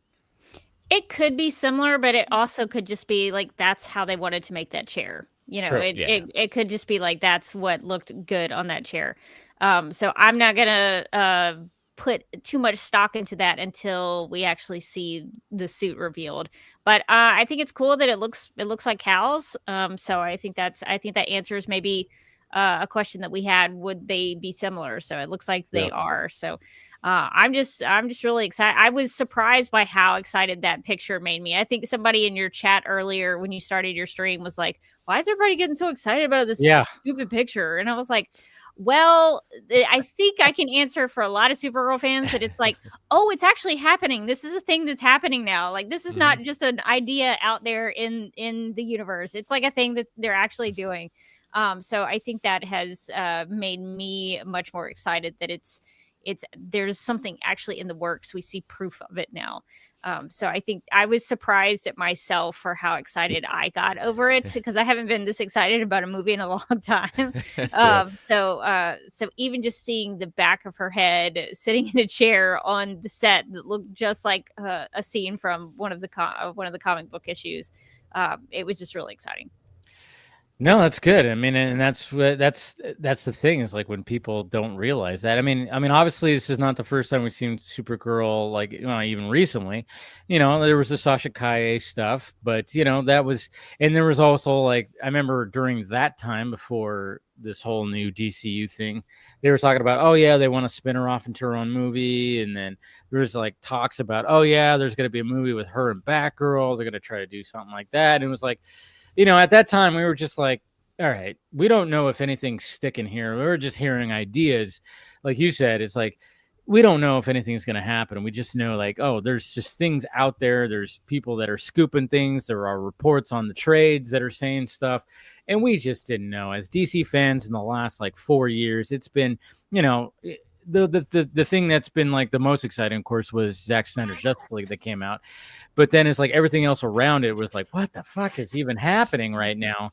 And then of course when that all just kind of fell flat, now that we actually have something here, and then like you said, when what's his name said that in the chat, it's like, yeah, well, people are just excited for new DC stuff, and they actually have a plan. They actually have things kicked into gear. I mean, like, a Supergirl movie. There hasn't been a Supergirl movie in 40 years, an actual full-on Supergirl. There's been a show, she's been a side character, but an actual movie where we're going to get a unique Supergirl where it's like, hey, it's not going to be like, hey, I'm just, I'm like a happy-go-lucky super. No, this is going to be a very flawed, very edgy, kind of bitchy, like Supergirl, and I'm all for it because I'm like, and I think that's what James Gunn was like. Yeah, we can't just have this traditional shit. This is going to be. That's why he put that in his tweet. So this is gonna be a unique take. Yeah, I don't think the public's quite ready for this one. The non-comic book reading public is ready for this one. I actually today, a coworker of mine was asking me about it, like, oh, because she initially thought it was a TV show, and I was like, no, it's a movie. And I was trying to explain like that it was based on a comic book, one of my favorite comic books, and then I heard myself try to explain Comet the Super Horse to her, and I felt like a crazy person. I was like, she probably thinks I am the weirdest person in the world. I was like, well, Comet the Super Horse, he's like, he's telepathic and he has powers, and he's a man who turns into a horse when there's a comet, and Supergirl sometimes has romances with him, and so like it's kind of weird that like she falls in love with a horse. Like it's it's kind of weird. So and then about halfway through that conversation, you're just like, I sense I've gone too far. Yes. I was like, what do I sound like to other people? Like, this is normal for me. But I think we run into that, like us. I don't know. I've run into that so many times where I've tried to explain things. Oh, it happened to me today too. Don't worry. Did it happen to you? Yeah. A coworker, one of the engineers I work with, was like, so how do you consume comic books? And I was like, I read one them. bite at a time. I read them. My eyes look at a page. Either digitally or physically is involved. Yeah. And he was like, yeah, but like, do you go to the comic book store every week? And I was like, well, after working at a comic book store, I was like, I've really dialed that back a lot because it just wasn't a good experience for me. But yeah, I get one book physically every month, and that is Absolute Batman. But other than that, a lot of my reading these days is probably in front of a screen. Like if there's a trade that I want, I will order it and I will read it physically. But when it came to Supergirl Woman of Tomorrow, I read that digitally because a good friend of mine was like, hey, do you want access to my DCUI? And I was like, yeah, sure, whatever. Mm-hmm. So the first thing I did was read Woman of Tomorrow, because this was literally right after the announcement of like, oh, this is going to be a movie. And I was like, well, I want to read this book because I want to see what this movie could look like. And I was just fucking blown away by it. But yeah, one of my coworkers was like, so how do you feel about, are they making any new Batman movies? And I was just thinking to myself, like, you're a D&D nerd. You get on the internet every day. You don't see this shit in passing. Like, yes, there is a Robert Pattinson Batman movie happening. It's probably going to film later this year. And he's like, well, what about the other one? I was like, oh yeah, Brave and the Bold. And he goes, yeah, Batman and Robin. I said, sure. Yeah, that's one way of putting it. And he goes, yeah. Then he goes, yeah. Did you like the one with George Clooney? I was like, it's fine. and he goes, well, I was like, well, look, it kind of boils down to execution. I'm sure that movie like sounds good on paper, but the way it was done, it was, like, bless Joel Schumacher. The man was just following orders. He was told to like make a fucking cartoon. He made a fucking cartoon and everyone made fun of him for it. And it's like, well, he was just fucking listening to what he was told to do. He wanted to make a dark ass Batman movie and he wanted to do a couple different things, but then the studio kind of fucked him out of that. Why does that sound so familiar? Anyway. Oh, careful, shit. Careful. Don't do it too much. It pays for some of our bills here. Come on. But yeah, I was like it really does kind of boil down to execution, because I've always said, like, look at Batman Forever or Batman and Robin, like the script of those movies, but then paint them in like a Paul Dini or a Bruce Timm animation style, and it's like the tone of those stories completely changes. Like, could you imagine Batman Forever being told in like Batman the Animated Series style? Ooh. How different does that movie look, right? Already, yeah, you're already speaking my language. Yeah, but I think that's what's cool about like what's happening now. Sorry, Chris, what were we gonna say? No, I was kind of going back to a little bit of like, why do we get excited for like little things like this? Yeah, and the chair and casting and like certain things, like to your point, like it means it's happening. Like we have gone through so many different things. When it comes to DC, there's a lot of trust that still's got to be restored with the fandom. And, even just like seeing little things like this and, certain things that's like, well, I even need to see it like just being in a theater before I really believe it anymore. And yeah, you may not get excited about it, but for a lot of us, this is to, people like Rebecca, people like, a lot of us who really not only enjoy the character of Supergirl, but like that story. It's just like, I just want to see what they do with it. I don't need a page to screen adaptation because I got that right behind me. I've seen that. Do I want to see elements of it on screen? Absolutely. Do I need to see everything of it? That's what I like about when people do adaptations. I want to see what they take from it and make a change and do that, think whether I like it or not. But it's one of these things where, hearing that we've got a casting for Sinestro, and that he's not going to be a cameo. It's going to be a recurring. It's going to be like he's the villain. Yeah, he's going to be throughout the whole series. And I was like, okay, that brings in an interesting element. Seeing that it's an earthbound, more grounded series, as they keep talking about it, and Sinestro being kind of grounded. It's like, oh, we don't see that too often outside of his home planet. We don't see him being quote unquote grounded in Earth too much. So that's what fascinates me in the sense of, okay, we're getting some interesting takes. What I want to see with our first look at the Lanterns, we've seen guys Maxwell Lord costume. I want to see what the actual Guardians costume is going to be, because that's what I truly think is, and with that, and what I also want to see when we get to Guy, like I'm okay seeing him be the jokey person. I want to see the true Guy Gardner. What people don't seem to remember, what Guy has become, is actually one of the most baddest, like, Green Lanterns ever, in the sense of he can stand toe to toe with Atrocitus, take off his ring, and say, "Let's go," and go toe to toe with Atrocitus and win. Yeah. I still just want to see him get punched by Batman. No, that's cool too. No, I want to see that too. He'll probably get punched by Jon Stewart, if anything, if he shows up in the Lanterns. Would not mind that. Would not mind that one bit. No. Yeah. Or a headbutt or something like that. I don't know. We'll see what happens. But I think, talking about, again, it's like before, when they were already like talking about like, oh yeah, we're going to introduce Supergirl in the Flash movie, and then we're going to have our own movie and stuff like that. It's like, but at the same time, it was like, okay, they were just going to go on this like different whole time of type of approach. The fact that they are taking the approach of like, and this is what's good about Gunn, is like, hey, he goes, nobody wants the traditional shit. They what works. This book worked. Tom King and what he did, it works.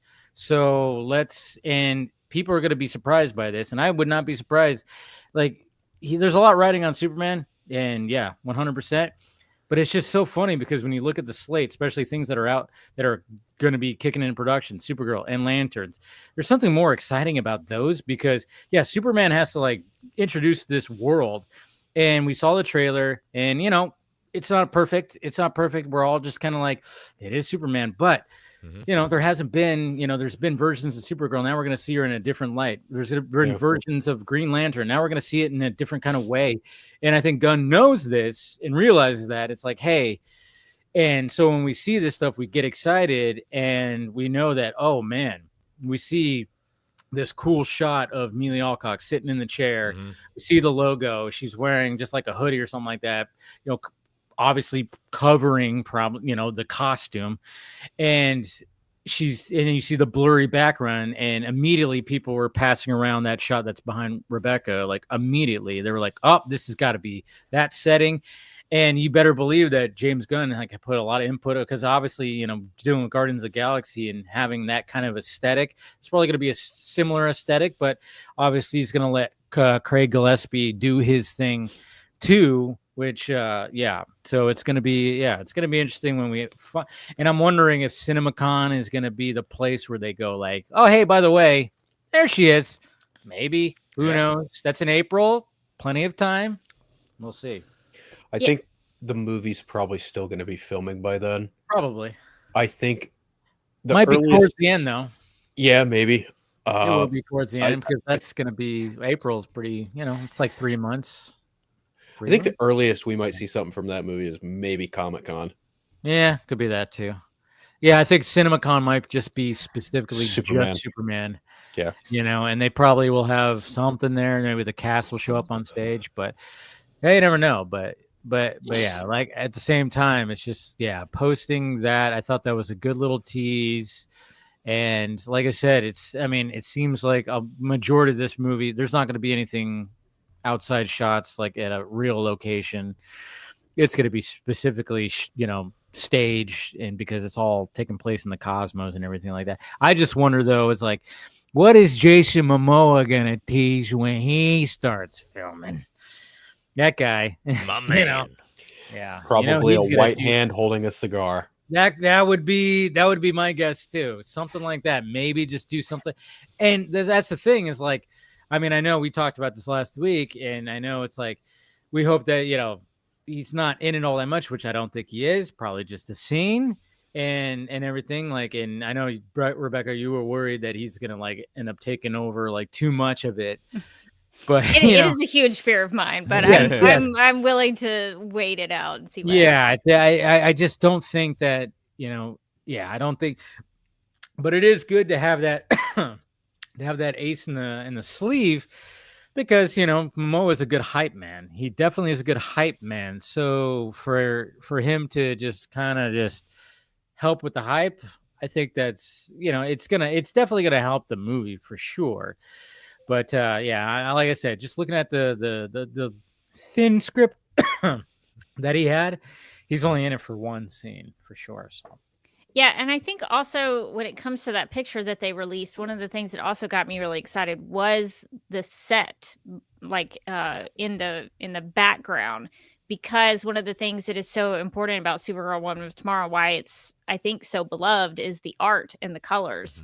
In the book. And I was also, I think having Craig Gillespie be the director really helped me settle into, okay, I think this movie is going to be okay. But this to me shows that I think they're going to try to capture some of that aesthetic of the art and make it look as close to what is in the book as possible. And so that sort of reassures me that the look of the film is going to be okay.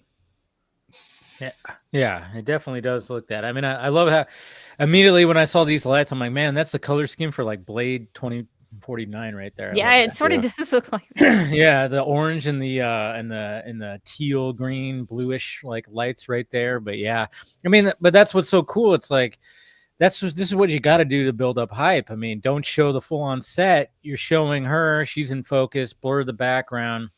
I mean, that's just what builds hype. And then, we were all wondering, does she have short hair? Is she gonna have long hair? Now we know that too. And then, we know that she's just underneath this little hoodie right here is the costume. And that's what's going to be the next thing that we're most likely going to see. And then, of course, it's going to be interesting to see like the creatures, how do these creatures look here and everything. So, but I really do like what they did with this logo right here. It's really cool. And I like that it's got the blue background too. The transparent more like, so it's going to be interesting. So exciting. So. It's very exciting. So I don't know. Y'all were talking about when they might drop some other Supergirl thing. I kind of hope they don't do anything else until like the movie comes out, the Superman movie comes out. But they probably will release some sort of Supergirl something before the movie comes out. I would rather see the first time I see her like in the movie. But, or the trailer or something. Yeah, or the trailer. But I'm sure they won't wait. I'm sure they'll use that as a way to get people to go see the movie. Yeah. Yeah, I know. That's the thing about nowadays is like you have to like keep on building up. I mean, they're filming it now, and I always, even when I was opening up the streams, or like when we're gonna see the first, I'm like, well, the teaser, or so like someone said like, what is there a teaser or what's going on teaser? And I was like, well, it's just a tease, but it's like I don't think we're gonna get any kind of footage till it would be probably the end of the year, the earliest, obviously. Yeah. But at the same time, it's like we'll probably get a shot of her. It's probably, and that's going to blow up the internet because I don't know. I just have a feeling the sword has to be involved. We talked about this last week, but there's got to be the sword in there somewhere, right? If she's writing comment, that would be insane. Yeah. I would lose my crap. I would lose it. I think it's either going to be the cover of issue 1 or maybe Ruthie and Supergirl from the cover of issue 2. That's probably something like that. I'm sure it'll. I hope that we get something that shows that it's a space western, like the story is a space western.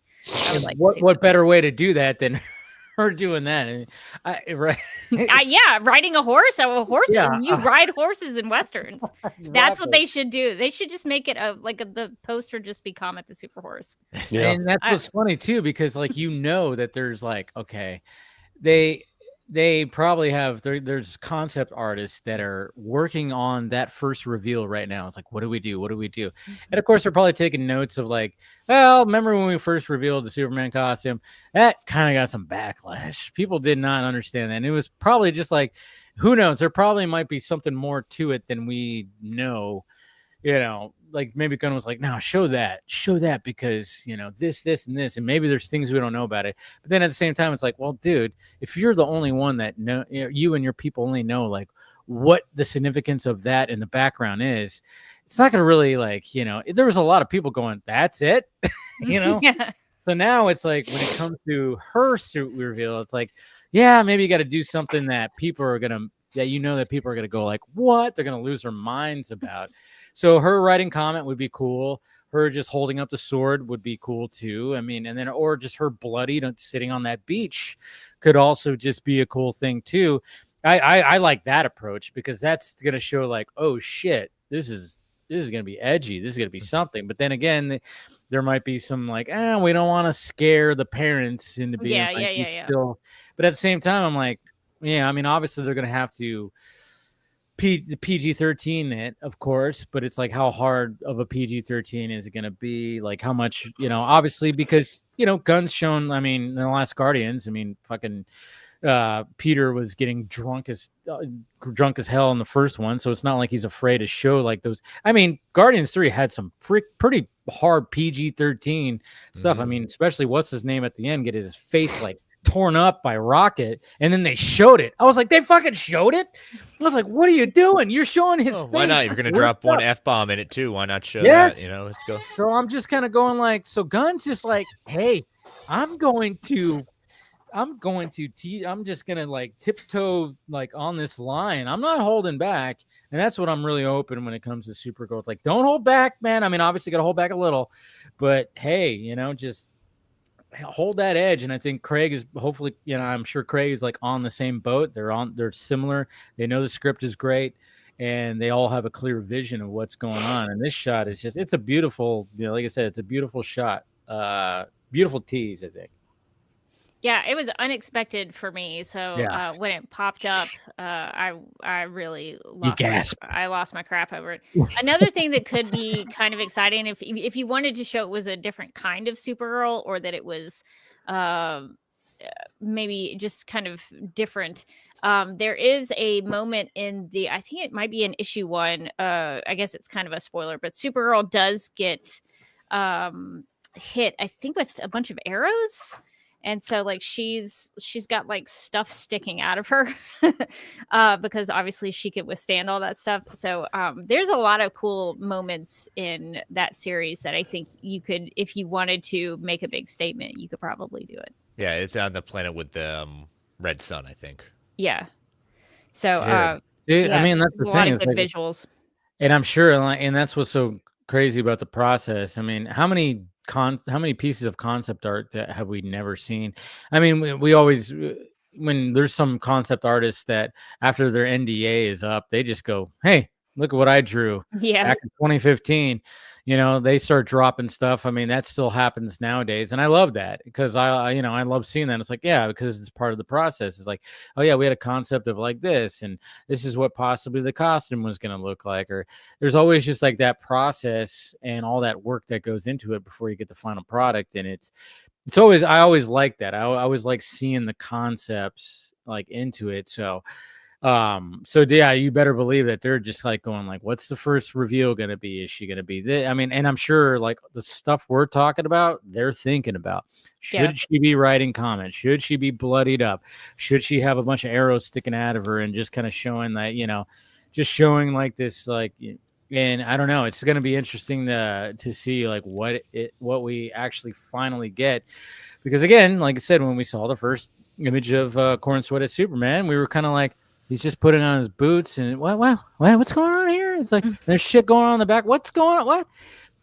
It did pose a lot of questions and it did raise a lot of eyebrows and it kind of went. I mean, it still went viral. It still did all that, and there was a heavy discussion about it at least. So I'm kind of wondering if they gauge that too. I don't know. Like when it comes to analytics and everything nowadays, there's so many things. I mean, look what Zach was doing when he kept on throwing stuff out there from the Snyder Cut. He knew exactly what stuff to put out there and be like, hey, I had this, I had that. And, here's the storyboard. Here's an unfinished shot of Darkseid or something like that. He knew exactly, like, he's like, yeah, I'll post that, and it's all in black and white, it's all this. So he was like a marketing genius of himself doing that. So, and I think a lot of people kind of go like, yeah, see what Zach did? He did a good job of like teasing some shit, and you better believe that Gunn's probably talked, he probably talked to Zach a little bit about that, certain things, and they probably taken notes when it comes to certain things. I mean, even when we see stuff like today, Final Destination Bloodlines, they just took a shot of like in the editing bay and it's like, it shows the logo. It's like, oh, trailer's coming. They just cut the trailer, just stuff like that. I mean, that's what you got to do nowadays. But when it comes to superhero genre, man, you really got to do some teasing. Crafty shit. Yeah, you got to do some crafty shit. But it definitely got people hyped and it trended and all that stuff. So yeah, good times. To be a DC fan, I think maybe. Yeah, I'm starting to get more excited about everything. I'm still kind of like cautiously optimistic about the Superman movie. I'm really just going to see Supergirl because now we have confirmation she's going to be in the Superman movie. We actually on Supergirl Radio, which is, if you don't know, is the podcast I co-host with my friend Morgan. We joked around that we were going to make t-shirts that say "Just Here for Supergirl" and we would wear them to the Superman movie. And so we did that. So if you want to go to supergirlradio.com, awesome. You can go to the TeePublic store at the top of the page and see our design. So we're probably just going to go see it for Supergirl, but I'm excited that like there's more stuff that's coming out that, as DC fans, you can get excited about.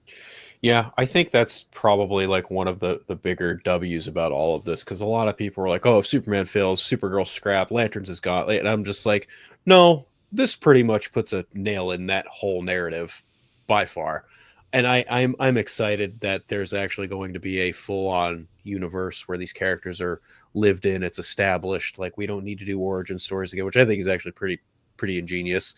I honestly, like, the thing that really gets me about all of this is just like, it's a whole universe. But I think the most interesting thing to me is that if you look at the slate, specifically the movies, they are all of things that have been done before, but they're being, in a way, reinterpreted. Like, I think I've even talked about this before. We're getting a Superman movie. What was the first movie? Superman the movie in 1978. You get fucking Batman and Robin, Batman Brave and the Bold. Supergirl had a movie in 1984. Now we're getting Supergirl Woman of Tomorrow. Swamp Thing had a movie. Now Swamp Thing's getting another movie. And then, what's the other one? The Authority? Put a blindfold on, pick any fucking DC movie that's come out in the last 30 fucking years that's not of the big names, and boom, you could point to the Authority in that same vein. I think it's a pretty cool idea. And then you look at the TV stuff. You've got, Lanterns, Paradise Lost. There was a Wonder Woman TV show with Linda Carter in the 70s. It's the slate itself is very evocative of things that DC has done before, but it's also it's reminiscent but reinvigorating in a way. And I think that's actually pretty smart on Gunn's part to be like, okay, let's do things that people have seen before, but not in the way that they did see them before initially. Let's remix it in a way that feels modern. And I think doing a book like Supergirl Woman of Tomorrow and bring it into a movie. Yeah. Where's my wallet? Yeah, I had to explain to some people about the different eras of comics. They were very confused about there's the old complaint about Henry Cavill or Snyder's Superman. Well, that's not my Superman. That's not Superman. I'm like, what Superman are you talking about? There's the Golden Age Superman. There's the Silver Age Superman. There's the Bronze Age Superman. There's the Modern Age Superman. There's various other iterations of Superman in live action and animation. What Superman are you talking about? And so I think Phil makes a really good point that these, it's not like there hasn't been a Supergirl movie before, but the Supergirl movie with Helen Slater is very different from the Supergirl movie that we're going to get with Millie Alcock. And it's based in these different eras. The Helen Slater Supergirl is the Silver Age Supergirl to a T. She's Linda Lee. She goes to Midvale. She's from Argo. Those things are so, like, she fights a witch. The Silver Age Supergirl would fight a witch. Like, she would do that. And one time in one story, she finds herself becoming a witch through time travel. It's real complicated, the Silver Age. But there are differences in the different iterations of the character because they're based in different time periods. So you can have a Supergirl movie 40 years ago that would be a little bit different than the Supergirl movie that you're going to get next year. So that's what's exciting to me, is that I'm not getting the same Supergirl all the time. So that's pretty nice because I can love the Melissa Benoist Supergirl from the TV show. And that is a very specific Supergirl too. A lot of that was pulled from the Sterling Gates run of Supergirl in the comics. And so I like being able to see these different takes. I'm still waiting on the soap opera actress era of Supergirl. That has never been delivered to me yet. Maybe I'm going to have to bring that. You might have to do it. But that would be kind of cool seeing that in animation.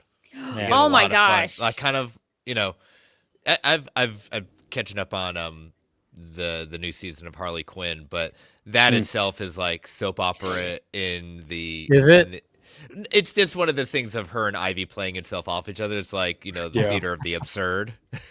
I could see the Harley Quinn animated show having like a fictional in-show soap opera called Secret Hearts, where Linda Danvers is playing a character named Margot Hatton. But I know there's already a Supergirl in there who's like an eye doctor, I guess, who does LASIK surgeries with her heat vision, which is fine. I guess that's a fine interpretation of Supergirl. But yeah, there are so many other things throughout the Supergirl mythology that can still be played with. But I like that we're getting a comic book that's very recent, but also very strong in its characterization of the character. So I think it's cool to be able to look back and see where we've, come and see that we've gotten these various interpretations.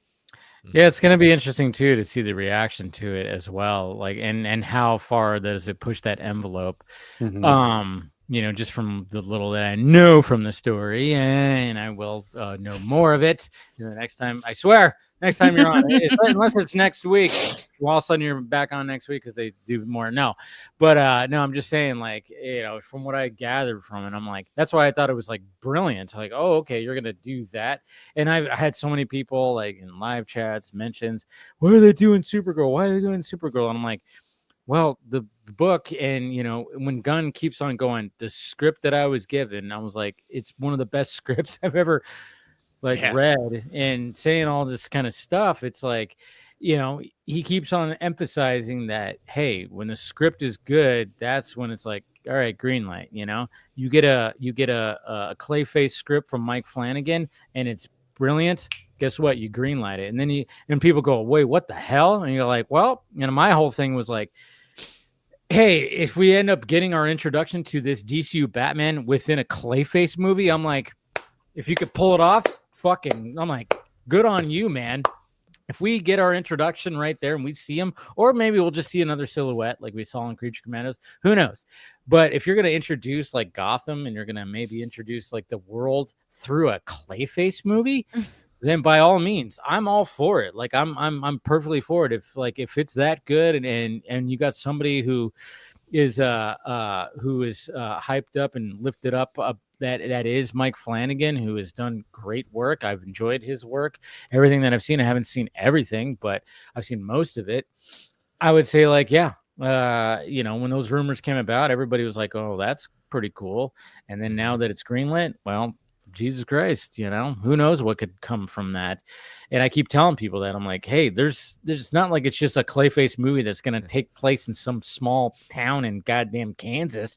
It's going to take place in Gotham City. They're already going to start establishing a Gotham City in this world with that movie. So, and I think that's where people get a little like, oh, why it has to go in this way? You have to establish Batman before you do this. It says, that's just because that's what we're used to. Yeah. It doesn't mean that what's wrong with trying to do a little something different. Okay, yeah, it's outside the norm. It doesn't mean that we're not getting Batman. I mean, come on, people. Again, let's slower roll at this point. We're going to get a DCU Batman. Yeah. Let's not go down the road of who it's going to be. We're going to get a DCU Batman. Warner Brothers can't help themselves. Let's focus on like what we are going to get instead of like that. But they're doing a little something different. Okay, so if Clayface comes out before Batman, doesn't mean we may not see a Batman, but it may be a focus on there. But again, it's something different. They're trying something different to put quality out there. Yeah. It's not going to be Robert Pattinson, but go on. Yeah, no, it's never going to be. It's actually, it's actually going to be George Clooney. That's where James Gunn is going to. Remember when that's how he makes the Flash cannon and ticks off the fan base even more. Oh my God, I would love to see that. That was a rumor for such a bit, and I was like, "Are you kidding me?" But then I saw who started that rumor. Oh, good old yeah. I can start it if you want again, and Yeah, just see I know, what right? just drop it into my burner account. That was a thing for a bit. I was like, it's just one of those when you hear a rumor and then you see it, you read it, and then people are sending it to you. People are saying in chat, and you go, "Seriously? Do you think George Clooney is like, yeah, I'll sign up to be Batman in this new universe for the next 10 years. No. The man who literally has a life-size cutout of him as Batman as a remembrance of why I'm never going to do certain things and let people dictate what I'm going to do. Yeah, he's going to come back and do it. And yet he still came back for that one bit in The Flash, which is ironic. So weird. Yeah. So well, ironic. he didn't have to be Batman. He could he just didn't have be to Bruce he all had to be as Bruce, and he didn't have to say anything. I bet him and Michael Keaton were probably on the same page. Big nice check. Oh yeah. That's what it is. It's a big nice check. I mean, yeah. I don't know. I mean, that's part of it. And then of course, you still want to like entertain and everything like that. But yeah, I mean, it's all very. It's all. I don't know. We're in a time now where at least where it's like, okay, we have stuff to look forward to. We and it's going to be different. It's going to be brought to, and I keep on saying to people too, is like, do you want the Marvel formula? What do you want here? What are we doing here? The fact that, we have people that liked what Zach was doing when he wasn't trying to do the Marvel formula, that are now like not liking so much what they're like, well, wait a minute, they're doing this. I even saw tweets that said like, oh, the guy who's playing Sinestro, he's 61 years old. I'm like, so I mean, like, who cares? I mean, he's not going to be Sinestro. He's not going to play Sinestro and be like the Loki of the fucking DCU, where he's going to. Isn't Kyle Chandler like 59? Yeah, I literally never thought about how old Sinestro is. Yeah, that's never been a thought that right. He's an alien. Exactly. He's an alien, so it's like the biology there just doesn't add up normally like it would. Human biology. So it's in our years, he's 2 years old. In his years, he's like 1 million. Right. Exactly. So. The goofiest hoops that fans will jump through to just justify not liking something is never not amazed me. Yeah. But they'll use anything to do that. It's just like, but again, it's like a religion, like what Zach said on Rogan when he was like saying it's a religion, so people just hate it when things change, and he knew that when he was going into it, and then I think Gunn knew that too while he was going into it, and Gunn's just been more vocal about it because he's very present on social media. I think a little too much. I think he could cut it down, which I think he's starting to realize, hopefully, maybe. But there's sometimes I'm like, dude, why are you answering that question yet again? He's a little too active, but I don't mind it when he debunks stuff and then he mentions like, hey, I'm pre-writing something new. That's something that came about. So everybody's like, and that builds up more hype. Oh, well, what is he pre-writing? Is he writing Superman 2? Is it Creature Commandos? Is it something else we don't know? He's writing Zack Snyder's Justice League Part 2. Don't say that. I'm clipping that, Chris. I'm putting you on blast. There you go. You're going to be a target. I think it's probably maybe Creature Commandos because we know that's going to definitely get its second season.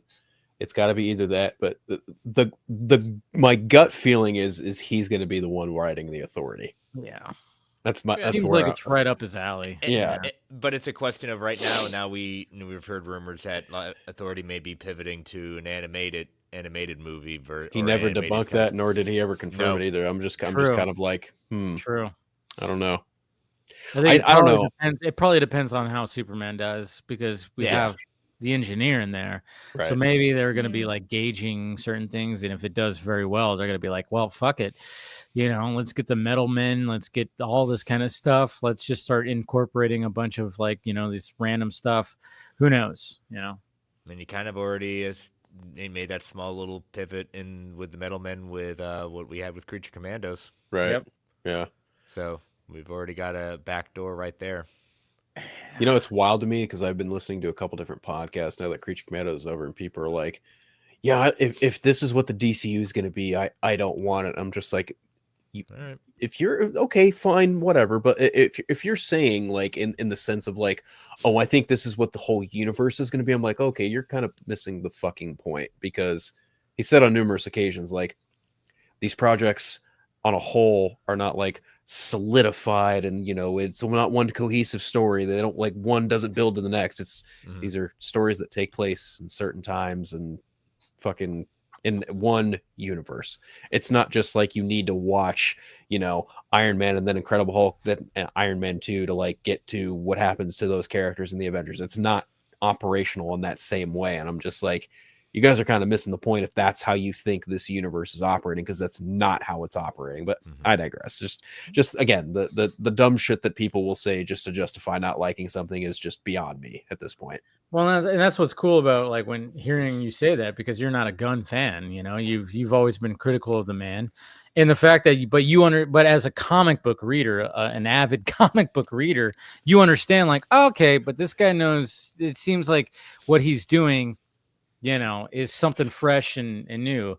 You might not like the guy, but you can, credit where credit's due kind of thing. I'm not even going to say like, I don't like him, like I don't know him personally. I've never met him. I know, right? What a fucking You're not on the payroll yet? Okay, I'll get you on it. But it's just like I still have no problem telling people like, yeah, no, the Suicide Squad is like my least favorite film in the DCEU, and they just look at me like I'm like the worst person on the fucking planet. It's like I'm sorry.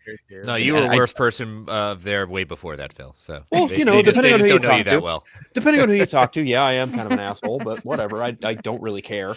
Like it is what it is. Like people still look at me like I'm the fucking devil when I say shit like that, and it's like, well, okay, whatever. I don't care. And Dave's right. Like I don't like Peacemaker. I've never liked Peacemaker. I think the character's a jingoistic dickhead. I don't give a flying shit about that character at all. No knock to John Cena. He does phenomenally well with that character, and people apparently love it. But then again, people love dumb shit characters, so it's not surprising to me.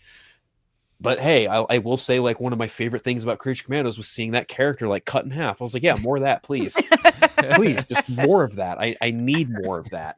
But on a more serious note, like, yeah, like Dave's got a point. Like I am fairly critical of the man. I did not really like Guardians Volume 2 all that much. I was very excited for that movie, and like I walked out of it very disappointed and very just like there were certain things in this movie that just don't make sense to me. and people try and justify it. Oh, it's a fucking comic book. Like, yeah, no shit, Sherlock. I know it's a comic book film. That doesn't mean things in it are going to make sense. Yeah. But, you know, you get to Guardians 3 and I was like, well, there it is. There we go. I like that, except fucking Adam Warlock, because you made me wait through movies for that. And that was not it. No. But he was the worst part of Guardians 3. Easily.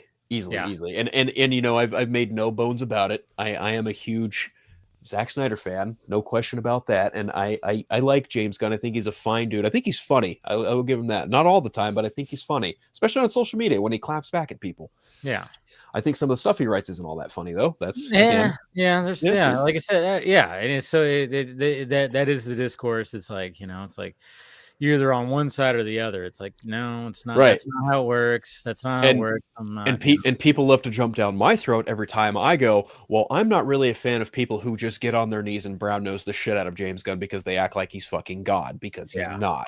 He's like, I've even seen him like reply to that. Like someone made a thread of like, oh, our Lord and Savior James Gunn is going to do right by the DCU. And he even commented, Feige, but, you know. He even commented and was like, look, I'm nobody's Lord and Savior. I'm just a dude writing movies. And I was like, there it fucking is. Thank you. Yeah. No, it's good. Now it's good that, you know, I mean, like I said, he could pull back a little bit, like especially when he keeps on, like, you know, when they keep on asking him about certain things, like especially the Matt Reeves thing. It's like, stop it. Can we just stop, you know, answering, at least when it comes to that. So, but, you know, sometimes I think he just gets to a point where he wants to take a break from all the madness that is happening with what he's working on. So he just starts scrolling through his phone and then he just goes, yeah. And there's probably been times where he's like, probably shouldn't have freaking responded to that, or, you know, there's probably times where he just goes, yeah, maybe I shouldn't have done that, because everything is under a microscope. When he posts something, you know, I'm going to talk about it. Publications are going to talk about it, comicbook.com, Screen Rant. They're all going to freaking pick it up and like say stuff. So he's got to be careful with things that he does. And I think for the most part, nothing's been too crazy. I mean, of course, people want to be like, oh, he lies. He lied about this. He lied about that, especially when it came to the canon stuff. And yeah, you could get him on that, because at first it was like, oh yeah, season 1 of Peacemaker, not canon. And then all of a sudden it was like, well, it is not the Justice League stuff. And I'm like, well, shit changes. That's why you don't respond to that, Jimmy.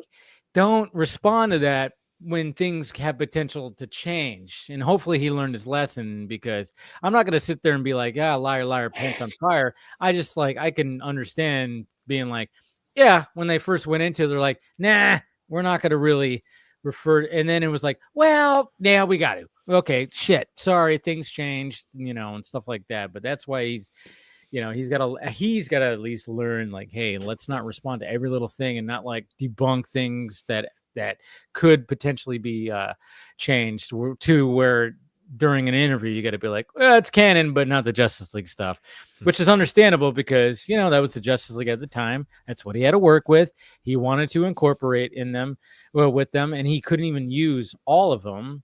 I mean, that shot, that whole shot where you see that, it's a cool shot where you see Superman floating, you see Wonder Woman, and you see what, it was not Wonder Woman. No. Was Wonder Woman there? Yeah, she was there too. Wonder Woman, Superman, Aquaman, and Flash. Was it everybody but Batman? Everyone but Batman and Cyborg. Oh, Batman and Cyborg. But he had, like, when they were filming, he had Cyborg and Batman that was going to be part of it. And you could tell too that shot, there were supposed to be 2 other people. Yeah. You could see it. Yeah. You could see it. Like, I remember I even like did a Photoshop thing, because I was like, oh yeah, they were like, you know, I'm gonna put Batman right there, and I posted that, and people were like, holy shit, is that real? I'm like, no, but you could tell that there was enough space to put them in there, and they just kind of removed them. They probably were there in the shot at one point, but I mean, again, this was like during a time where Hamada was doing God knows what, Emmerich and all these people, so he came into the mess.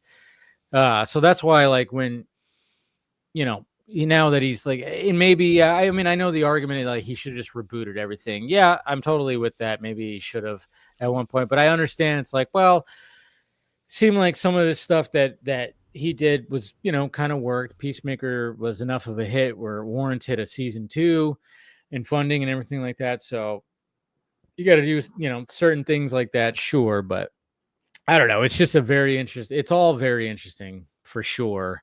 but I think he's been not as vocal, but he'll post things like, hey, and then it's like, I'm pre-writing something, and everybody's like, what are you pre-writing, James? What's going on here? So I mean, I thought that was, it's cool because it then creates more discussion, creates more hype. And they do a DC podcast every other week. I finally watched the first episode last week. Yeah, you guys every other week. Mm-mm. Not yet. No, Yeah, I haven't checked it out. I've listened to it. It's definitely better than the Marvel one. Yeah, but it's starting to teeter in that territory with the most recent episode, like in the sense of it becomes like more hype than like Discussion as much. Like it really is for people, I think, more GA with leanings towards us that are really immersed in this versus like it's I don't know, it's not. I just think it's not necessarily more for us. I think it's occasionally we'll have good stuff, but it's just Oh, I was watching it. I'm like, this is so overproduced. That's the first thing I thought about. It was like, there's it's a lot more, and I'm just kind of going like, I don't know. There was just certain things where I was just kind of going, I mean, it was cool because Jim Lee was on the last episode, and he talked about, and I was like, this is what they need to do. This is what they need to do. Of course, like with my brain was like, man, have a podcast where, James Gunn just like zooms in for about 10 minutes and updates, hey, what's going on? And, he starts teasing stuff and blah, blah, blah. But, and then of course you do the comic book thing. I mean, and they're, for the most part, they're doing it. But, at the same time, I was just kind of going, I don't know. To me, it's a production. It's a production when when it comes to live streaming and podcasting. I mean, the thing that people love about it is how authentic it is. It's unedited. It's not produced. I mean, we could try to produce it as much as possible. Anytime I do this, I'm trying to hey, we got to put on a show. Let's create a vibe or something like that. But for the most part, it's just me and it's just us. There's no editing. There's no nothing. Sure, I might take a clip out and edit it just to promote it, and that's about it. So when you see some of these corporations that try to do hey, we got a podcast, it's like, do you really? Or do you just have people that are just overly talking? Oh my God, this week in DC, and they start kind of doing that kind of stuff. You kind of go, yeah. I remember hearing about some sort of, I don't know if it was an NPR podcast or something, but I heard they had 10 people working on the podcast, and I was like, yeah, what are they doing? Why do you need 10 people doing your podcast?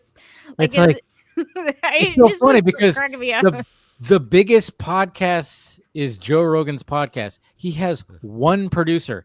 Yeah. When he's in the room with somebody else, it's just them two on a sitting at a table with two microphones, and then he's got Jamie, his producer, that pulls things up and is just watching over things. That's it. The biggest podcast in the world.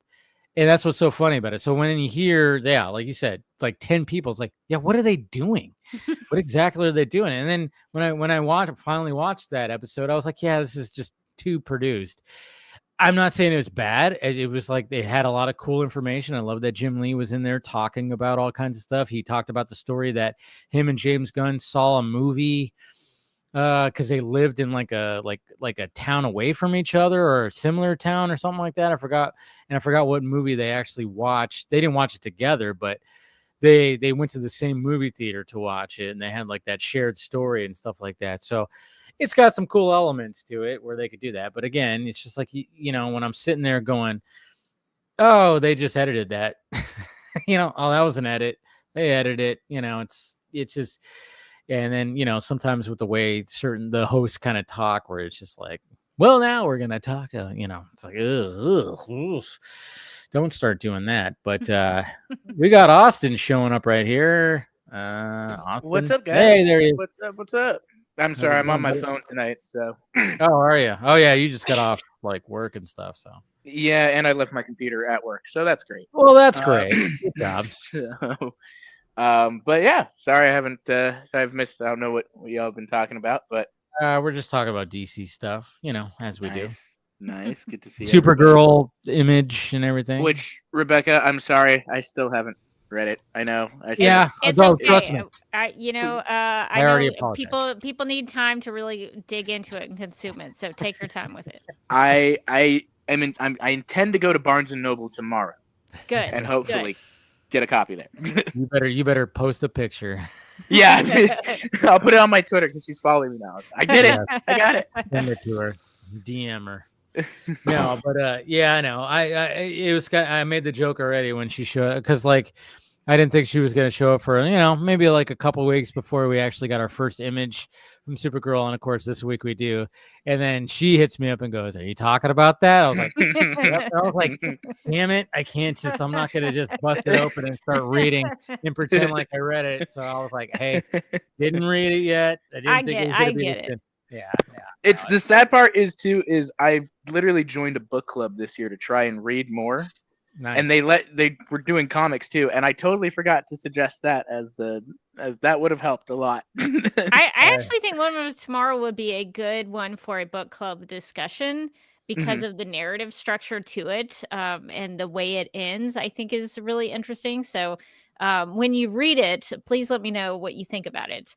Because you've always talked about the ending. You've always talked about how the ending is. Because I think I was one of the people who misinterpreted the ending initially, and then when we discussed it on Supergirl Radio, or that's also something I would suggest if you haven't read it and you're reading through the comic book, look at our episodes on Supergirl Radio and kind of listen to our discussions afterwards, especially the one for issue number 8, because we work through that ending and it really changed how I viewed the book, because of something that my co-host Morgan mentioned. So I think it's something that I think the ending would be good for discussion. No, I mean, that's what's good about this stuff too, is like, I mean, one of the, things that Chris and I discussed, Batman ego. I mean, I remember when he wanted me to go on his show to talk about that, it was like, all right, what Batman story do I want to talk about? He gave me a list of the ones he talked about, and I was like, all right, ego's not on there. And I'm like, we gotta talk about that because I just love that book so much. I love that story so much. And, it allowed him to revisit it too. And then of course have like a cool, we had a great little discussion about our interpretations of it, and what it represented to the character and what it meant to us when we read it too, loving the character so much. And that's what's great, something. And then sometimes you could change your mind about things. How crazy about that? You have a discussion, you change your mind about things. Weird.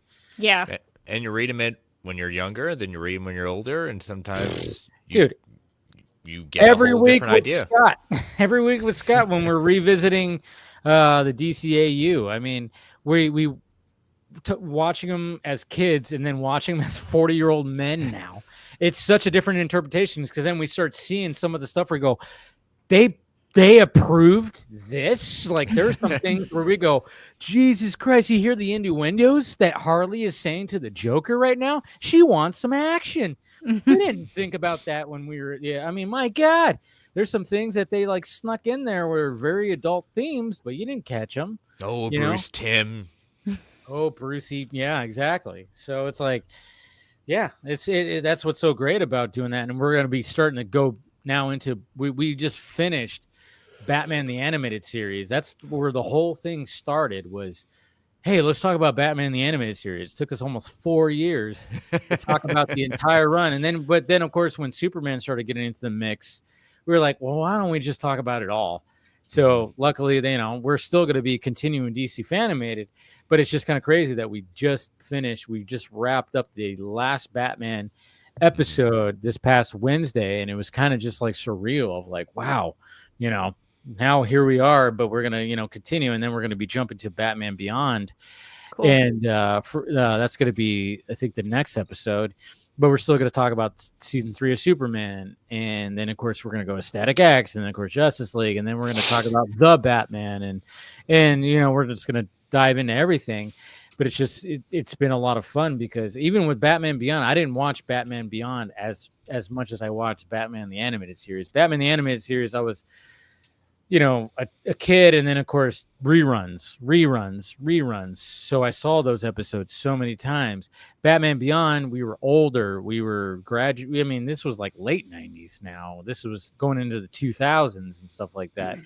And I'm like, yeah, I remember watching these episodes, but I didn't watch them as frequently. So now I'm going to revisit them again and be like, oh yeah, this is how this is. I mean, I just rewatched the intro, and I'm like, God damn, this intro is so good. The intro song and everything, and everything. So, but yeah, that's what we do here, right? We talk about this stuff as grown adults, and we still love it. And like like you were saying, Rebecca, when you start explaining this to people, oh yeah, I've been there many times where I just start laughing. I'm like, I sound like a crazy person. But you're a crazy person. It's like I might as well be wearing like a white shirt and a tie and knocking on someone's door with a pamphlet. Have you talked about the Lord's, stuff like that, where you start doing that? I don't know how many times where I've like tried to explain stuff. I mean, I remember one time in a car ride to Vegas, I explained the whole Snyder cut. You had to pass the time somehow. Oh, I had to. And I was like, she does not give a shit. I'm like, what am I even doing right now? Yeah, you have to read the room sometimes. Yeah. Like, how much does this other person care about what I'm talking about? Right. Exactly. Yeah. So, but hey, it's fun. I still think it's fun. I always emphasize that too when it comes to stuff. It's like, I like to be like when I go see movies with like my dad or my brother or just people, and they don't know certain things, especially when it comes to comic book movies or even, movies in general. And, and then, I mean, for instance, even recently, it's not even comic book related, but it was like 2 weeks ago. I forgot what movie we went and saw, whatever movie came out 2 weeks ago, but they showed the ballerina trailer before it. Yeah. And I immediately looked at both of my brother and my dad. I was like, watch this, because they had no idea. Watching, and then all of a sudden Keanu Reeves, of course, shows up at the end of the trailer. And my dad goes, how's he still alive? I'm like, well, Dad, it takes place between, and I started explaining stuff. And I mean, I'm right there. I just kind of whispered. I was like, it's between 3 and 4. It's like one of those things. Well, Dad, you stupid fool. Yeah. Yeah. So it's just like one of those things where you just, I kind of like that. And I even say that to people too, when I'm doing my normal show. I'm like, hey, I get it. Like when people start complaining, like, oh man, people are not going to understand this kind of stuff. I'm like, well, it gives you the opportunity to spread the good word of the DC gossip. I mean, come on, just do it. Just, there's nothing wrong with that. I mean, I did that many times. I did that when it came to BVS, when people were like, what the hell is happening? I'm like, well, those flying beings, those are called parademons. And, you just start something like the thing behind them, it could be, there's a thing called a boom tube. You start naming all this stuff. You just, and it's, I don't know, to me, it's fun, even though they kind of look at you like, what, but it's like, to me, it's fun. It's all fun and games until Superman dies at the end of the movie. Oh, yeah. But then it's funny, too, because I love that. I still remember sitting in that theater. And once he said, like, when he looked at Lois and he was like, this is my world, you're my world. I immediately, like, I started tapping my friend Johnny, who was sitting next to me. I was literally going, they're going to do it. They're going to do it. And he's like, what are you talking about? They're going to do it. They're going to do it. I was like, he's like, they're going to kill Superman. They're going to kill Superman. Doomsday's going to kill Superman. Yeah, and I immediately got excited. I was literally tapping him. I reached over and I was like hitting him on the chest. He was like, dude, stop. I'm like, but I was so excited. I was like, they're doing it. They're doing it. Like I was so freaking like amped up about it. I was like, oh my God, it's happening, But at the same time, people who just, didn't know any stuff, they're like, what the fuck? I'm like, you don't understand. Yeah, it's funny. Like, I saw Batman versus Superman twice in the same day, and I had made plans with a lot of people to go see it at 7:00. But sneakily, me knowing I had the day off, just out of sheer curiosity, I looked up to see if there were any earlier showtimes. Sure enough, there was at 3:00. I was like, I wonder if there are any open seats. Sure enough, there was an open seat. I was like, oh, I know what I'm doing today. So I get out of my first showing. I smoke a cigarette really fast because this is back when I smoked. And I walk into the theater, and like everyone I know was like, where the fuck have you been? We've been waiting for you to get here. Where the hell have you been? And my friend from college walks down. He's like, dude, it's going to start in like 5 minutes. Where have you been? And I go, oh, I just got out of the movie. And he goes, what movie? I go, Batman versus Superman. And he like immediately yells. He goes, you already watched the fucking movie? And everyone just like, you could hear a needle drop. It got so quiet. People were like, he saw the movie. He already saw it. And I was like, yeah, because I'm Phil and I'm awesome. And someone just went, you better not say a fucking word. I was like, okay. And then someone like after that went, is it good? And I was like, yeah. That's subjective. I watch the movie, you know? And then the fucking lights went off. Don't tell me a thing about it, but tell me a thing about it. Right. And I was just like, you know, we'll have fun. And then that, like in both showings, like when the Trinity stands in front of the fire, everyone claps. When Wonder Woman shows up, everyone claps. When Batman beats the shit out of Superman, everyone claps. Like it was just fucking amazing. God, I love that movie. Superman gets sad, everyone claps. No, that. I love it. Yeah. Superman snaps Zod's neck. People are like, yeah. I know I was. Okay, I the fact visibly that still comes back. I hate always. I visibly went when it went the first time I saw that. I was just like, Superman snapped his fucking neck. Holy shit. Man, that tornado took down Jonathan. I didn't see that one coming. Oh man. The discourse surrounding that, I remember just getting online after that movie and seeing so many articles about the tornado and Jonathan Kent and how much of a waste of time that was. And I'm just like, do people really have nothing better to do with their time than make up bullshit about this? And then you stopped right there and said, I've answered my own question. Yep. What I think is funny is that now after that, the Superman, the James Gunn Superman, the teaser trailer, but then the teaser trailer to the teaser trailer. Yep. There were some big time destruction sequences there. And I was laughing to myself because I went through all of that crap in 2013 where people just boo-hoo whined and cried about the destruction in Man of Steel and how horrible it was and what a bad movie it was because of all the destruction. I'm like, I don't know. I feel like there's a lot of movies are like that. And the Gunn Superman movie, I don't anticipate people will freak out about the Gunn Superman movie because it's more it's trying to be more comic booky, and I think fantastical.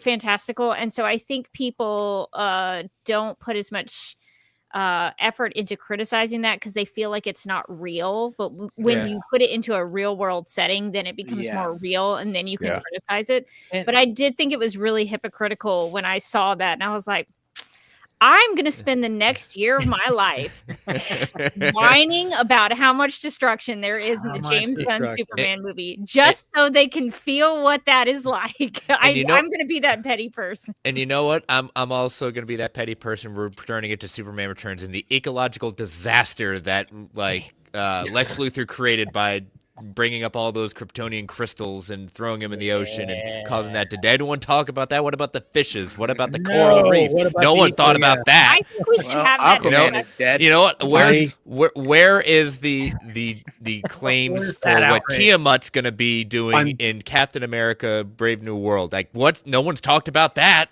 What kind of chaos is that? I'm so glad Chris just brought this up because this isn't like one of my sticking points. This isn't like one of my like it needs to happen things, but I'm just like, I got a Lex Luthor that I love in live action with Jesse Eisenberg, and everyone fucking not everyone here, but you know, the internet, the dipshit, a lot of people hate it. I'm like, well, okay, fine, fuck you, number one, but number two, like, what the fuck ever.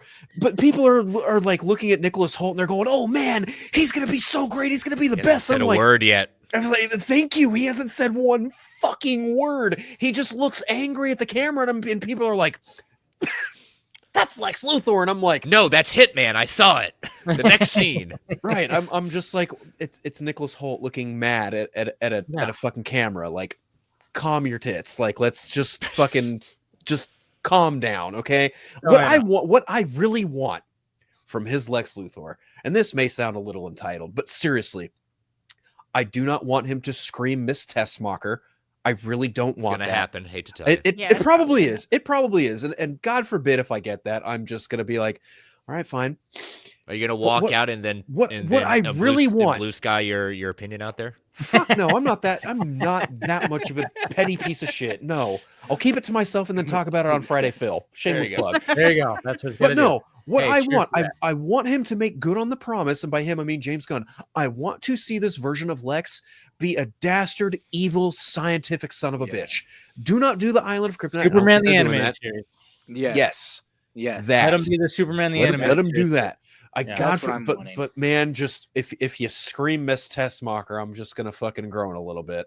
And I'm with Chris and Rebecca. It's probably gonna happen, and I'm probably gonna groan. But didn't he say that he outwardly say that he does not like Hackman's? Yeah, Gilmer just said that in the chat. Yeah, he did actually say that he didn't really like Hackman's, even though he loves the movie so much, but he didn't really like. Maybe Hackman. He'll do it as like a homage, but maybe it'll be. I don't know. I don't see. I'm hoping he does. I don't know. I hope he doesn't. Yeah, I hope he doesn't. It's not necessary. John Cryer did it, and I was like, okay, that's fine. I get why they did it. Okay, but I don't think he's gonna do it then. I'm gonna. Should we play some? It begs the question: if you didn't like it, like Miss Tessmacher is kind of like. I'm just saying it's not the most necessary character in Superman lore. I get it's from Superman, but it's not the most biggest character. I would be like, really, you're gonna pull that one? All right, I get it, but not necessary. He'll weird. He'll probably do something like where Lex is about to like say her name, like Miss Tessa, and she's like yes, and like before he even says it, he'll like so it cuts it off. See that it's happening. Right, something like that, where it's like, hey, I fooled you. You thought he was gonna say the whole thing, but he got I could see that happening. Yeah. I definitely think that like. When people say, "Oh, he hates Hackman's Luthor," I'm like, okay, well, why did he bring in Miss Tessmacher and Otis then? Yeah, clearly there's some admiration there for what Hackman did with the character. Yeah. Right. I think he's fine with them, but it's the because he even talked about the Hackman like. Thanks. I wasn't done. Thanks. Yeah, it's not necessarily them. It's the Hackman performance that he's not. Crazy. Yeah, about. I mean, like, I don't know. I just kind of look at it and go, okay, well, we haven't really seen anything from either Otis or Miss Tessmacher. We've really just seen Nicholas Hoult looking pissed off and angry and probably suffering from some form of ADHD in like, whatever, like looking at a camera just mad. It's fine, I guess. But I just want to see more of it before I make a definitive call on it. And I know a lot of people online are literally just using this version of Lex to like point at Jesse Eisenberg and cry foul. And I'm like, okay, well, that's your business. You do that. I'm going to be over here doing my own thing, whatever. But yeah, hey, it's no skin off Jesse's back. He was just nominated for an Oscar for a great film. And the thing is like James Gunn and Michael Rosenbaum were even talking about this, and Rosenbaum was like, "You're not going to make Lex Luthor like fucking crazy and loud," and then he was like, "No." I was like, "Okay, fine. Just don't do the Tessmacher yell, and we're fucking golden."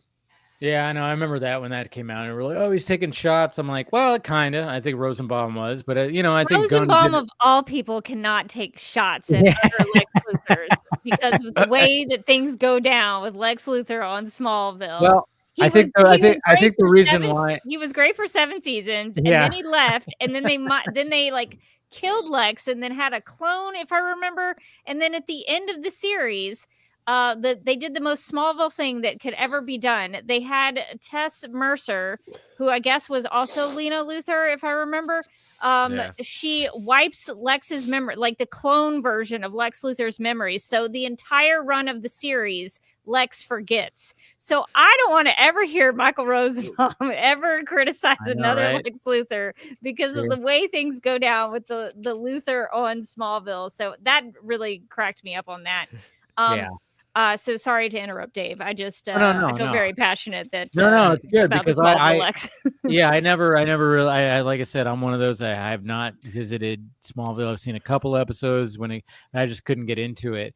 But I mean, you're right. I mean, but I think like I think when it comes to him, I think that's the best. That's the character he's known for. Mm-hmm. Yeah. So then he's like, well, now I gotta like protect it or something like that. So I gotta, and I'm like, well, that's on you, dude. Just because your career didn't like take off and you were, you showed up in a bunch of movies, he had steady work and stuff like that.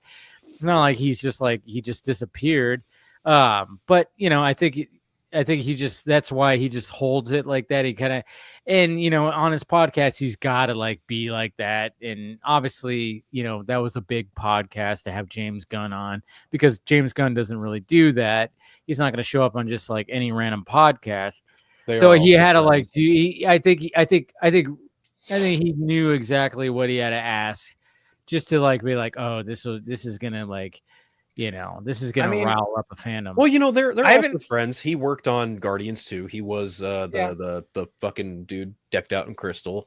Like they've worked with each other, right? So like it makes sense that Gunn would do him a favor, and especially like right after getting the DC gig job, it's like it's kind of like humbling, because both of them now have like that DC history to some extent. So of course Rosenbaum was going to be like, yo, you know, what are you cooking, to some varying degree. But yeah, I get what you're saying. I mean, I never saw Smallville, so I've only seen like glimpses of. You ain't missing much. Yeah, that's what I've been told. So that's why I haven't really caught up. I do want to watch Superman and Lois. That I want to watch all the way through. But yeah, I'll watch that before I watch Smallville. And I do like that guy in playing Lex in there. I think that's a very interesting. Oh, Cudlitz was cool. And stuff. Yeah, Cudlitz was a dope. Because for me, he reminds me of that. Like he physically looks like, even, you know, without. I think that's a big thing. Like I very much, my Lex is the animated Lex, and so that's what I want to see. He's smart. He's, you know, scientific, but he can take on Superman physically if he has to. You know, inject himself with some kryptonite, throw a couple punches, or put that suit on. So he has to be intimidating in that type of way too. And so for me, that guy from Superman and Lois, I think, looks the part. He's old and stuff, but I did like Kevin Spacey in Superman Returns. I'm not gonna lie. Separate, you know, of course. Yeah. Well, the Superman and Lois Lex, he actually stole Jesse Eisenberg's Lex Luthor's storyline, where he used a dead Kryptonian to create a Doomsday. That he did. Superman and Lois is like the biggest fan of the Snyderverse. Oh, totally. You can imagine. They copied a lot of things. And I will say, I dog on Smallville. There are some seasons that are pretty good. I really did not like what they did to totally retcon 7 seasons of the show within. That was just a rough. That will put moment. A bad taste in just a real rough moment. But I mean, Michael Rosenbaum was a good Lex Luthor when he was on the show. I just didn't like the way they treated him at the end. And when I've seen him at conventions, I don't think he much cared for the way they treated Lex at the end. That's just how I interpret it. So Smallville has its moments, but so I don't want to come across too harshly on it, but it has flaws and it should be critiqued, is all I'm saying. No, totally. Absolutely. I mean, everything's going to have its like things. I mean, interpretation. I mean, when it comes to a show that goes on that long, the writing is going to get wonky. I mean, and of course it did, you know, from what I gather. Of course I haven't seen it, but I mean, that's just the way it is. That's why, like, nowadays when you have these series and they just end at like season 4, I mean, some people are like, no, don't do that. But I'm like, well, yeah, but man, have you watched? I mean, there's sometimes even like the most like back in like the 90s, even when like certain TV goes on for so long, there's some rough seasons and small, you know, even into the 2000s before streaming and stuff like that, where it's like you have series that just go, yeah, that one in particular. One of my favorite series that that was on Showtime was Californication with David Duchovny. Love that series, but it went on. They decided to do a season 7, and I'm going, all of season 7, I'm like, get rid of it. I don't even count it as anything because it is so bad. And the way it ends, I'm like, really? After all that, the way that you would have had it ended at season 6, it was perfect. It was perfect the way he did it. You know, because he's been wanting to get his wife back. He was going to go on tour with this band and be like part of this whole thing. And he decides to like go and run back to her, and he knocks on her door. She answers. That's it. That's all you needed. But then they were like, oh, we're going to carry it on for another season where he still doesn't get back with her. And there's more shit. He has a son now that he didn't know about. And I'm like, what are we doing here? You guys are stretching this out way too much. And it was just like they wanted that extra money, and they stretched out the season, the whole thing, and then they ended it. And I was like, yeah, I'm not even, if I rewatch this, I am never watching season 7 ever again, because I love the show, and the 6 seasons are fine by me. Love the show, but no way. Like season 7 can fuck right off. Yeah. Get out of here. Ugh. So yeah, there's a lot of like, that's why like nowadays, like, yeah, they just like end it. Like, this is where we're gonna end it. I mean, a series right now. Are you guys watching Severance at all? I've seen season 1. I need to resubscribe to Apple TV. I got halfway through and said, I'm not necessarily seeing what everyone else is seeing. So yeah, okay. So you're one of you're one of those weirdos. I'm just fine. I'm okay with that. No. I get it. It's not for everybody, but I'm not even saying it's a bad show. It's just like, not for me. No, I get it. No, and that's fine. I love the first season. Of course, now here we are, like 2.5 years later, 3 years later. It took so long. I haven't watched the second episode, but I'm like, Ben Stiller has talked about, and the showrunners have been like, oh, we already know where it's gonna go. We already have a season 3. There's definitely gonna be a season 3, and there possibly will be a season 4. But they're already going, we know where we're gonna lead this thing, and then that's it. And I think it's different. Obviously, it's different when it comes to shows like a Smallville, where it's just, hey, it's a Superman thing. You don't have to have like these linear stories. Like X-Files was always great because you could just have an individual story about some crazy fucking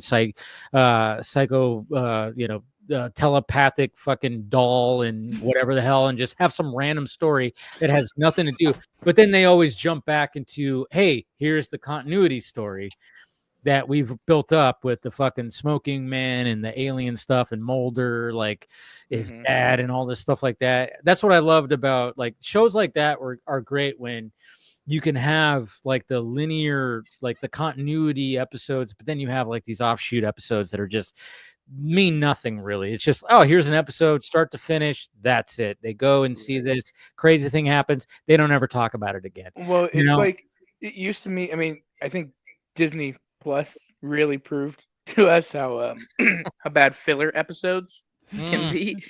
Because there used to be a time. I mean, you remember like Breaking Bad, that Fly episode. That's considered one of the best episodes of TV. But it was a filler. Technically a filler episode. It's a filler episode. That is a filler episode, and it's they didn't have enough money to like fund but they wanted to have a certain amount of episodes, so they were like, well, let's just have an episode like this, and it ended up progressing the story between the two characters while they were just like and being one of the best episodes of TV. Yeah, it's great writing. It's like, people love that linear story, but then I feel like with the streaming era, it's kind of gotten to where those one-off episodes are so meaninless, that it actually brings the show down nowadays, whereas it used to. Those filler episodes used to mean something. They used to be important to the show, even though they were just filler. Yeah, Breaking Bad hit at a time right before streaming was starting to like be even a thing, and it was just like, it was just one of those. It's just one of those lightning in a bottle like shows where everybody always goes, "Yeah, have you seen Breaking Bad? Have you seen Breaking Bad?" And I remember I was getting that, and I didn't. I got into Breaking Bad. I remember specifically. I was visiting my cousin up in San Francisco. We went there for the weekend. Me and my brother, we flew up there, went to like a Giants game and everything like that, and it was cool. And I remember they were like, "Oh, it was a Sunday. We just watched football. We had a barbecue at his house." I'm like, "Oh, we're watching Breaking Bad." I had a lot to drink. I was like, I ain't moving from this couch, so I haven't watched Breaking Bad. But hey, and it was probably like. It was like the fourth to last. It was the episode where they go out. I mean, Hank already knew who he was. Stuff like that. It was the episode where actually Hank, spoiler alert, does. Oh no, the desert. No, it wasn't that. No. It wasn't that episode. It wasn't that episode. It was the one before that. Okay. It was when like it ended with a bunch of like gunfire. Yeah. And I remember just watching the episode, going, I should probably watch this whole series. And then I binged watched all the way. I was like, I wanted to make sure, and this was at a time where I was in between jobs, so I had time. So I was watching, and it was like, I remember I was up till like nights till like 3-4 o'clock in the morning, because there's so many cliffhangers in that series where like you see an episode and then all of a sudden it was just like, it would just have a cliffhanger. I'm like, fuck, I gotta watch the next one. Dead silence and credits. You're like, what the fuck? Yeah. So like I went through that in like 2.5 weeks just to make sure to get to that series finale. But yeah, such a great series. Such a great series. But I mean, that's this conversation has given me motivation to continue. So I started Breaking Bad. I got to like you haven't watched it all. I got to like the maybe episodes 4, 5, 6, whatever it was in season 1. There's an episode where they have to get rid of a body, and so they like I knew you were gonna say that one in the bathtub. In the bathtub, and it like falls through the floor or whatever. Yeah. And I was like, I don't know that this show is for me, because it was so gross. And I was like, I don't know if I can do it. Like, I guess I'm a little squeamish in that way. And I was like, I don't know. If they do a lot of this, I don't know that I can watch this. It's definitely, but everyone tells me it's like a great TV show. So I wanted to try it. If you can handle it, definitely, it gets gross in some areas, and it's definitely very intense emotionally in some things too, and some of the like topics that they depict with addiction and all of that. It's a real but if you can, I would highly recommend pushing through. And so the first season is definitely like most shows, but it continues to be a graphic. There's going to be other graphic things too. But I mean, the bathtub thing was pretty, that was, I remember watching that going, and I think that sealed it. That's what's so funny. I had the opposite reaction. I was like, you were like, oh, this is for me. You're like, I was like, that just happened. I am addicted. I am. Yeah, and it was around that time too, where it was like really pushing that boundary of TV, because it was like cable TV, but it was still MA, I think. Or yeah. I don't remember if it was. And you even think about, like, I had someone who'd never watched that and then heard how good Better Call Saul was, and they were like, well, I'll watch Better Call Saul and then Breaking Bad. I said, no.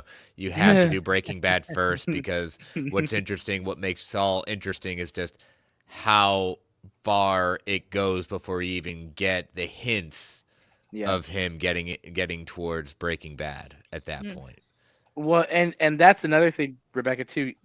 Like, if you don't like Breaking Bad, then I might recommend Better Call Saul, because it is such a different show, comparatively, and as far as like the grotesque stuff and all that. It's more of a like drama, thriller kind of comedy with Saul Goodman and that character. But it's still phenomenal, and it's still a great watch. I remember watching that first episode of Better Call Saul, and I still have to finish it too. I'm terrible. But I remember watching that first episode, and it was funny because my girlfriend at the time, she fell asleep, and I woke her up because of the way the first episode ended, when they tie it tie it to Breaking Bad with a certain character. I literally went, oh, and I like grabbed onto her. I was like, oh, and she was like, stupid idiot, you woke me up. Oh. I'm bad at that. All I got to say, if you guys have learned anything for me today, when I start freaking out, I will tap you and go, oh, like when there's something that happens, I start doing, I don't know what it is. It's just a reaction. I've done it more than once, where I start, like, if somebody's next to me, I go, oh, I start doing like the, I switch like, going, you don't know, you don't get it, you don't get it. I get it, you don't get it. I have to resist the urge to tap, but I do kind of what you were saying earlier. I start looking at everybody to see their reaction, because I know, I know what's gonna happen. I'm looking at, like, all right, what do you think? Do you think what this was is that cool? too? Is like she loved Breaking Bad, but she was just really tired, so she just passed out. So I was like, I felt bad, and I was like, sweetie, you don't even know. I was like, you missed it. I was so that's disappointed. Wonderful, honey. I'm going back to bed. She was just like. Yeah, but she was just had a long. Yeah, she just passed out. So, but then she eventually watched, and she was like, "Oh my god!" I was like, "Yeah, that's why I was freaking out." You missed it. You didn't. Yeah, but it's all good. But yeah, I don't know. It's just that kind of stuff is fun. But yeah, I've only watched like a couple of seasons of Better Call Saul. I don't know why I fell off. I just did. I know there's like 4 seasons or 3? Six. Yeah. Holy Wow. Yeah. 6. Yeah. And it ends absolutely perfectly. Brilliantly. Yeah. And Like, really, it's a it's one of those that you will not be disappointed. I know I won't be. Yeah. I mean, I love Bob Odenkirk, man. That It's solidified Vince Gilligan as like one of the best writers. guy. Oh, dude. yeah. I I mean, can't. he I was a cannot writer wait on for X-Files. what that guy does next. I cannot wait. Dude. Well, I him mean, and Rhea, what the And my fuck is her girl last Rhea, name? yeah, Seahorn. Rhea Seahorn. They're reteaming for something. And Cannot I don't wait. remember what it is, but yeah, they're Cannot working on wait. something else. Yeah, I'll But watch. I mean, he wrote numerous episodes for the X-Files. Right.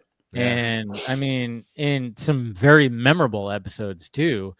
Yeah. I mean, that guy and I know some people they don't really talk about it, but I mean, I thought El Camino was a good little send off for I Jesse's love El character. Camino.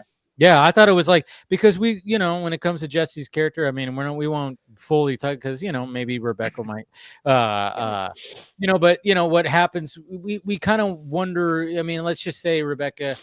You can talk about spoilers. It's been a I get it, very, I get very it, but long time. We won't so- fully talk about spoilers, but it's just, let's just say when it comes to the Jesse character, just in case you do decide to watch it, he how you see him the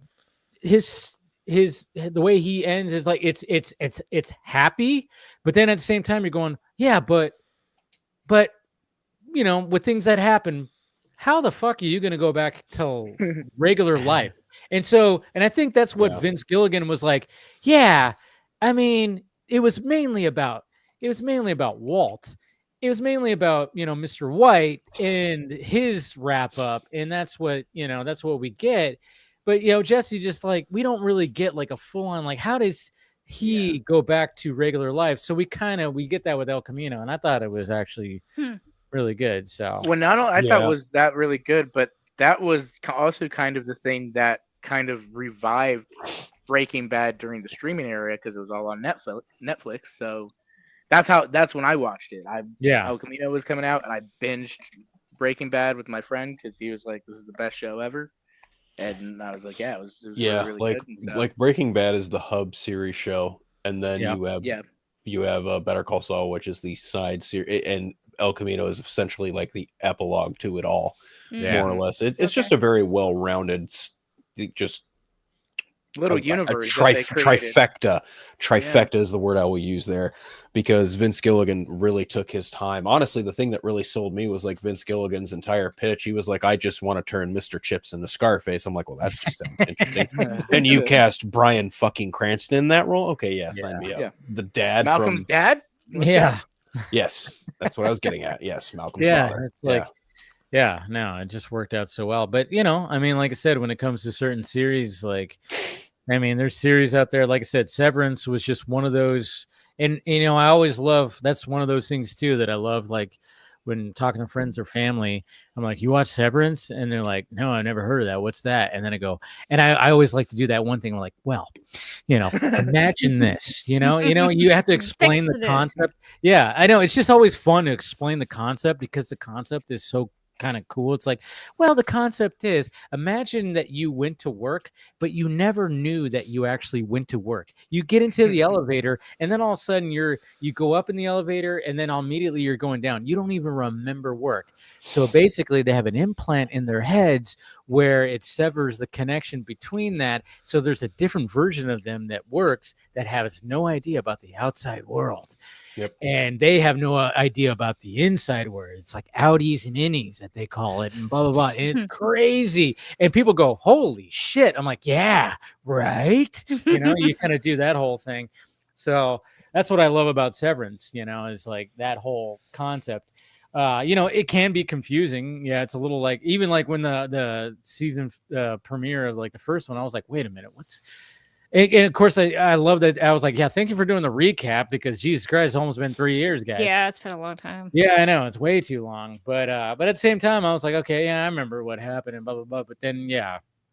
But yeah, it's just certain series like that just really grab me. And I'm like, I can't I can't wait. There's other series where I'm like, yeah, I'll get to it. It's like, Yep. I know what I'm in store for when it comes to The Boys. Like, like at first it was like, oh, must watch. But, the last season took me, I didn't jump right on it.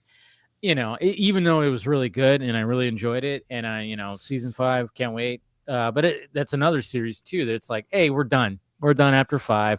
We've said what we needed to say. We don't need to keep on extending it where we're going to have some weird Homelander clone or something like that, like they did with Lex Luthor or something like that. Okay, so it's funny you mention that because it is funny. It's very funny you mention that because that's kind of how the book ends. Oh, is that how the book ends? That's kind of how the book ends. But they're not going that way in the show. I never read the book. Yeah. Depending on how you interpret things, maybe yes and no, but like adaptation page to screen, no, they're not doing that. Yeah. But in a way, I could see it turning out similarly, but it involves certain characters who I won't say here because, well, it would just spoil a lot of shit. But no, I think Eric Kripke's taking a note out of Vince Gilligan's book and going, yeah, no, I'm done after 5. Fuck this. But also the series itself, the Boys comic, is only like 76 issues anyway. So it was never meant to be like they've super already long kind of form. stretched it a little bit. Yeah. And they've done a good job. I mean, it seems like every season you just go, Jesus Christ, how did they? All right. And then I'm just like going, what the hell can happen? Are you guys interested in any of the spin-offs? I like the Gen V was good. I like Gen V a lot, and I definitely look forward. I want to see is it Soldier Boy and Are they I don't know doing how the fuck that's gonna work. It's Stormwatch. Oh, that's right. Or Stormfront. That's her name. Yeah. I don't know how the fuck they're gonna pull that off, but that's like set in the 1940s or something. Okay, 60s. Okay. Still, yeah. Your GI Robot's gonna make an appearance. I hope so. I fucking hope so. It's only gonna be one episode, but it'll be glorious. It's something Nazi would say. So, like, going into the other, to another cinematic universe. Did you guys see the Benedict Cumberbatch interview where he basically said, like, he's like, oh yeah, Doctor Strange's not in Doomsday, and then he was like, is that a spoiler? Yeah, fuck it. I don't care. Yeah, I read that. Yeah. Good for him. I mean, do we think he's just like doing that just to like, hey, I'm gonna throw him off, or do you think he actually was just like, fuck it? No, I think he's being 100% honest. Yeah. You think he's been honest? Okay, yeah, I kind of thought that too. I'm like, and especially when he further justifies it by saying, the whole Jonathan Majors thing's kind of changed a lot of stuff, but but then settling saying, don't worry, I'm coming in Secret Wars, and I'm fine with that because again, like.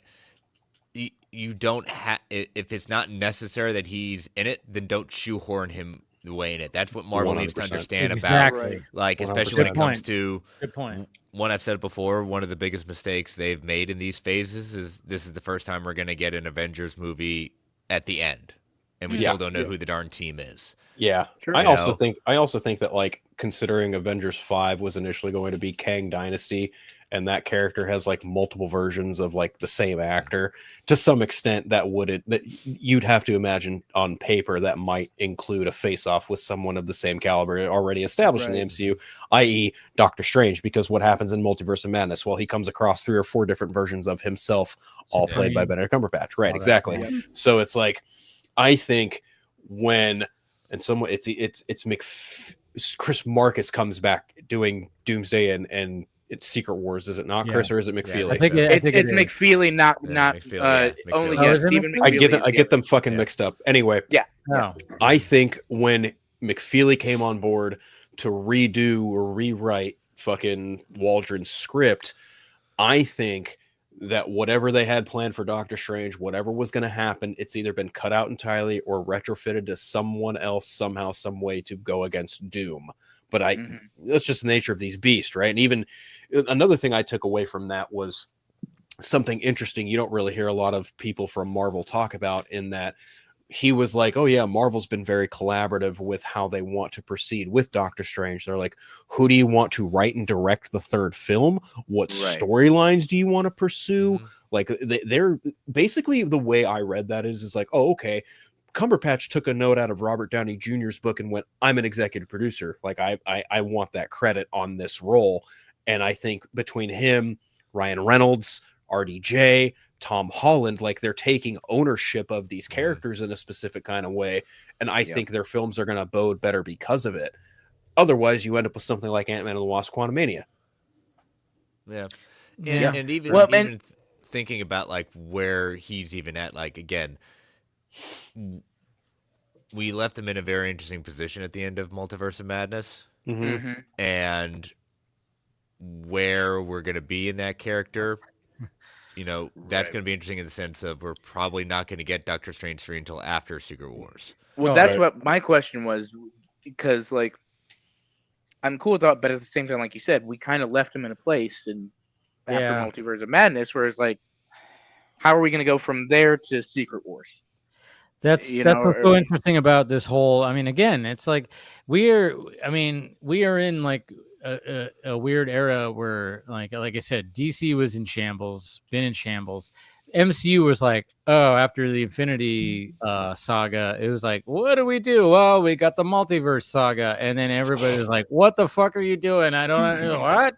and then Star Wars is like, hey, we're gonna start doing shows and all this. Mandalorian works, so we're gonna start doing this and that. And then people are like, Jesus Christ, this sucks, you know. So like everything is just kind of like weird right now, and everybody like all three of these universes are just trying to be like, hey, let's try to do this whole thing. I mean, and I'm one of those. I loved Multiverse of Madness. I'm a Sam Raimi fan, been a Sam Raimi fan, 100%. You know, I loved what he did with it because it felt like a Sam Raimi movie. And the one thing I did hate, because it almost was like, okay, Sam Raimi was like, this is how I'm going to end my movie. I'm going to end my movie the way that I end my movies, which of course had Strange walking out, and all of a sudden he goes, and then the eye shows up and he's like, ah. I'm like, that's a Sam Raimi ending. And then all of a sudden, mid-credit scene, he's just walking out again, and then a portal opens up and Charlize Theron walks out. I'm like, fuck off. I'm like, really? And then he's cool with the third eye there. At that point, third eye comes back. So, oh, here we are. This is the MCU ending that they were like, we have to put it in here, Sam. I'm like, yeah, but you got to put mine. It was just like, it was weird because it was like, wait, what the hell? But of course he did have I don't know. It was confusing, but I'm like, oh, we got to introduce Charlize Theron. And like, nobody knows who that character is. They just know it's Charlize Theron, and God knows what the hell is even going to happen. And it was just, I remember just going, what the, I don't know who that character is. Of course I looked it up naturally, but I'm like, it was just kind of just like, it ruined like the cool Sam Raimi ending of just like how he ends like movies. Like Sam Raimi is known for ending his movies where the main character is like, everything's fine, and then nope, and then credits roll. That's it. That's his signature ending. And then of course they had to do that stupid mid-credit thing where it's like, oh, hey, guess what? You know. And it was just weird, but that's what happens. You're part of a freaking, you know, the machine. You got to do that. But then it's like, are we going to see Charlize Theron in the next one? Is that actually going to be a thing? Who is she playing? I forgot. Wow, I almost said Doctor something. Dormammu's daughter. Oh. Right, Chris? Is it Dormammu's daughter? And then she actually at one point becomes the Sorcerer Supreme. Okay. Oh, there you go. I can jive with that. Yeah, so we're still waiting to see her again. We're still waiting to see what's the One Direction? Oh, Harry Styles guys. Oh yeah, Thanos' brother, right? Yeah, I wouldn't bank on that too much. Probably not. I remember that was so funny. I remember sitting in the theater after Eternals. Me and my brother were in the theater, packed theater. And of course that happens, and oh my God, the screams and the yells from the younger ladies, and I'm like, I was just like, and I was my brother was like, oh God, no! I was like, my brother was like, he was like, what the hell? I'm like, who? Like, I'm like, they have no idea who that character is. It's just Harry Styles. You know who Harry Styles is? I'm like, I'm like, he was in that One Direction. And then I was like, he's Thanos' brother. They have no idea that that's the case. And they the power just set Harry on him. Styles. Yeah. Not film worthy for these days. You know, it's so funny. Oh. I hope to God that character gets recast. Oh yeah, I don't. Yeah, there's a sooner chance for Pip the Troll to have a bigger role in the MCU moving forward than Star Fox. Fingers crossed. Hey, Fingers crossed. we do get a revisitation of like one of the what do they call those? The giants, Celestials. Celestials. Yeah. There you go. We do see that in Captain America: Brave New World, right? Correct. I'm just kind of wondering, are they going to actually acknowledge it, or is it just, hey, there it is? Yeah, I think we're acknowledging it. They better, right? There is something crucial that comes out of that Celestial that is crucial to the plot of Captain America. Brave New World. That makes sense. And a certain saga that'll be coming post Secret Wars. Yeah, I didn't think about that. Yeah, Brave New World is going to be one of those interesting ones where I hope it's good, and I'm not going to go see it just because I'm going to see fucking Red Hulk. You know, that's the marketing that they're trying to put out there, and you already know that Red Hulk showing up at the end. It's going to be a fight for about like 8 minutes. And that's probably going to be about it. But they are putting that in so much marketing because they know that they're just worried that, and that's what sucks about the big Disney Marvel machine is like, they're like, oh, they're taking the analytics. Oh, Sam Wilson, Captain America is not tracking and this, that, and this. I want to walk out of that movie and be like, you know what? I think the whole story was good. The Red Hulk stuff sucked. I was like, that's what I want. I want to walk out going, they didn't need the Red Hulk stuff. The rest of the story was great. The Red Hulk stuff, that was fuck that. That's what I want to walk out. Who knows? But I think that, I don't know. That movie is just kind of doomed a little bit. I think it'll still do well. I think it's tracking to do as good as the other Marvel films that released in February. It's whether or not. Well, not Black Panther for sure. Definitely not Black Panther. No, but I think what will determine its success is whether or not it has like the quality of a good movie, and if that quality leads to good word of mouth. If the quality ain't there, the word of mouth won't be there. Yeah, I think the Marvel fanatics and the like main people that go opening night will go, so it's going to get that audience, 100%. And I do think if it's good, people will say it's good, and it will continue to do well. But if it's been like Quantumania or Captain Marvel or something, it'll be dead the next weekend. Yeah, it's gonna be interesting to see what happens. Doesn't have too much competition though after it. No, it doesn't. Yeah, it doesn't really. It doesn't, and I don't think it's gonna bomb. I think, it's probably not gonna do like gangbusters.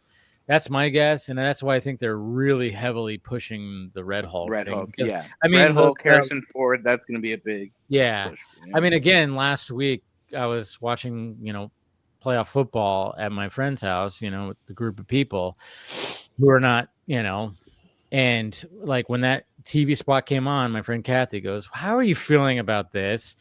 I was like, "Well," and then all of a sudden, like, it shows Red Hulk, and they're like, and one of my friends goes, "There's a Red Hulk," and I was like, and I did that one thing. Well, it was like Imagine world again. This is what's fun about being this, because then you get to be like, well, let me tell you about the, and then of course I did the whole backstory. Yeah, it was originally Willem Hurts. He showed up in this. He showed up. I was this, that, and this. So you have that fun of doing that, of course. But at the same time, I'm like, again, they're not even excited for it. They're not even like, all right. And I'm just like going, okay, but that's just, these groups of people, who knows? But I think it's going to do fine, but it's not going to do gangbusters, of course. But, and hopefully Marvel doesn't, freak out about that, which I don't think they will. But, even Benedict Cumberbatch talked about, where are they going to take, and what I wanted to ask you guys is like, do you think there should be a different director? Because you have two, Scott Derrickson did a phenomenal job with the origin story, who's also a horror director. And then you got Sam Raimi, who's like the ultimate horror director. So do you think they should have like another director do the third one? They have a different vision? The thing that was always interesting to me is that, like you said, Scott Derrickson's horror.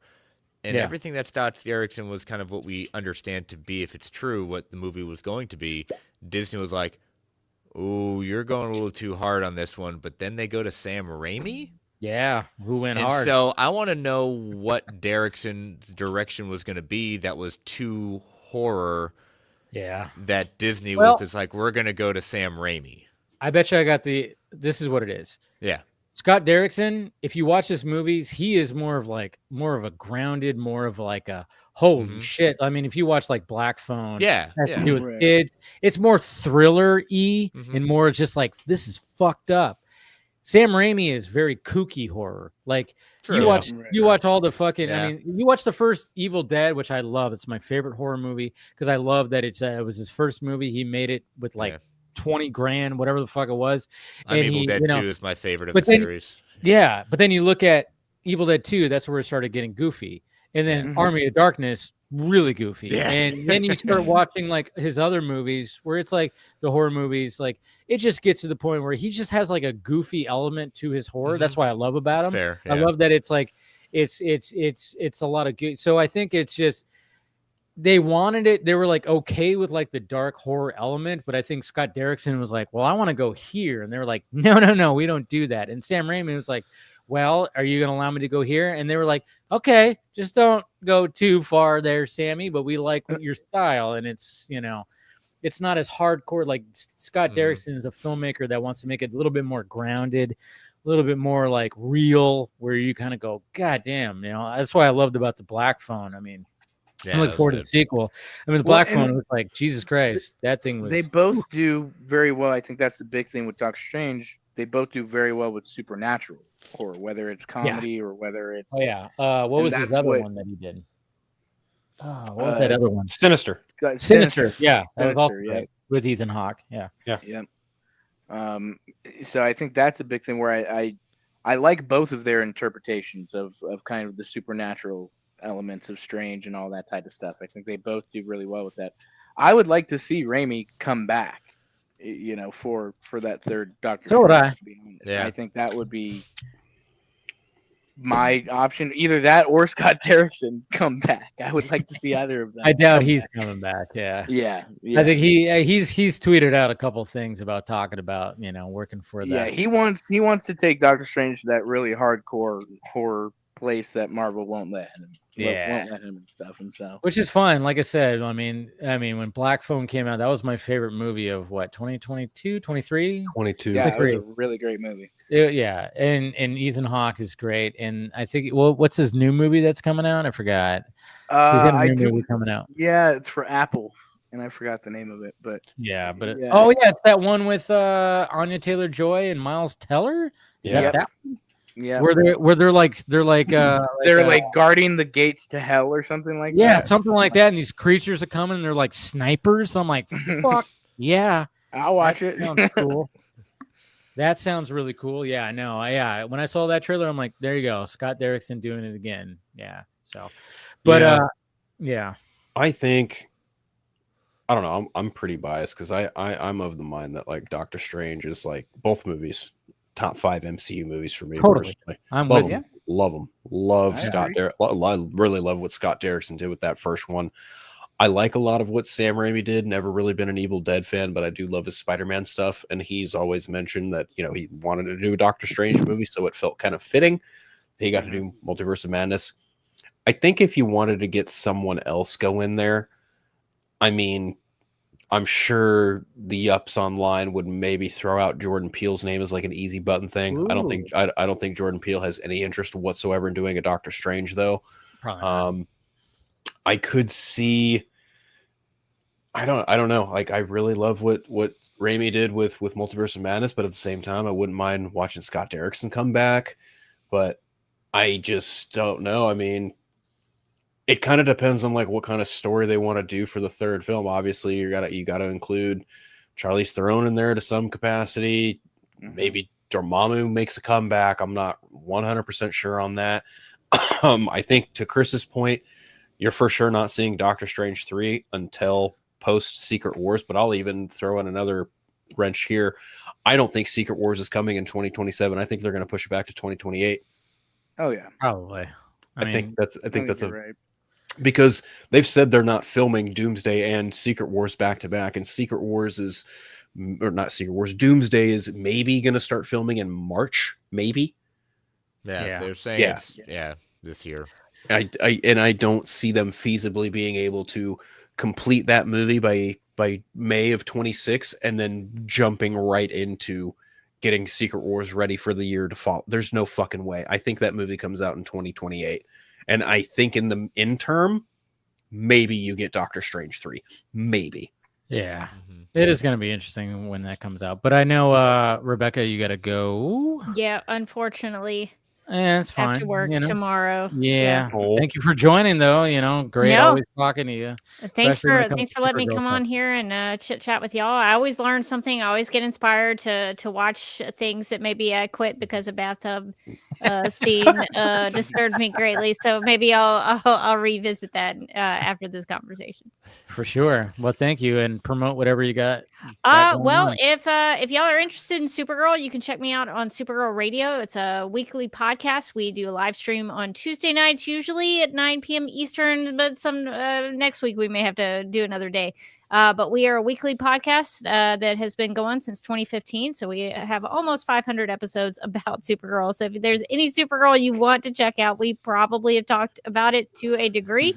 But if you're interested in that, you can go to supergirlradio.com and just find us anywhere you listen to podcasts, and you can watch our live streams on youtube.com/DCTV podcasts with an S.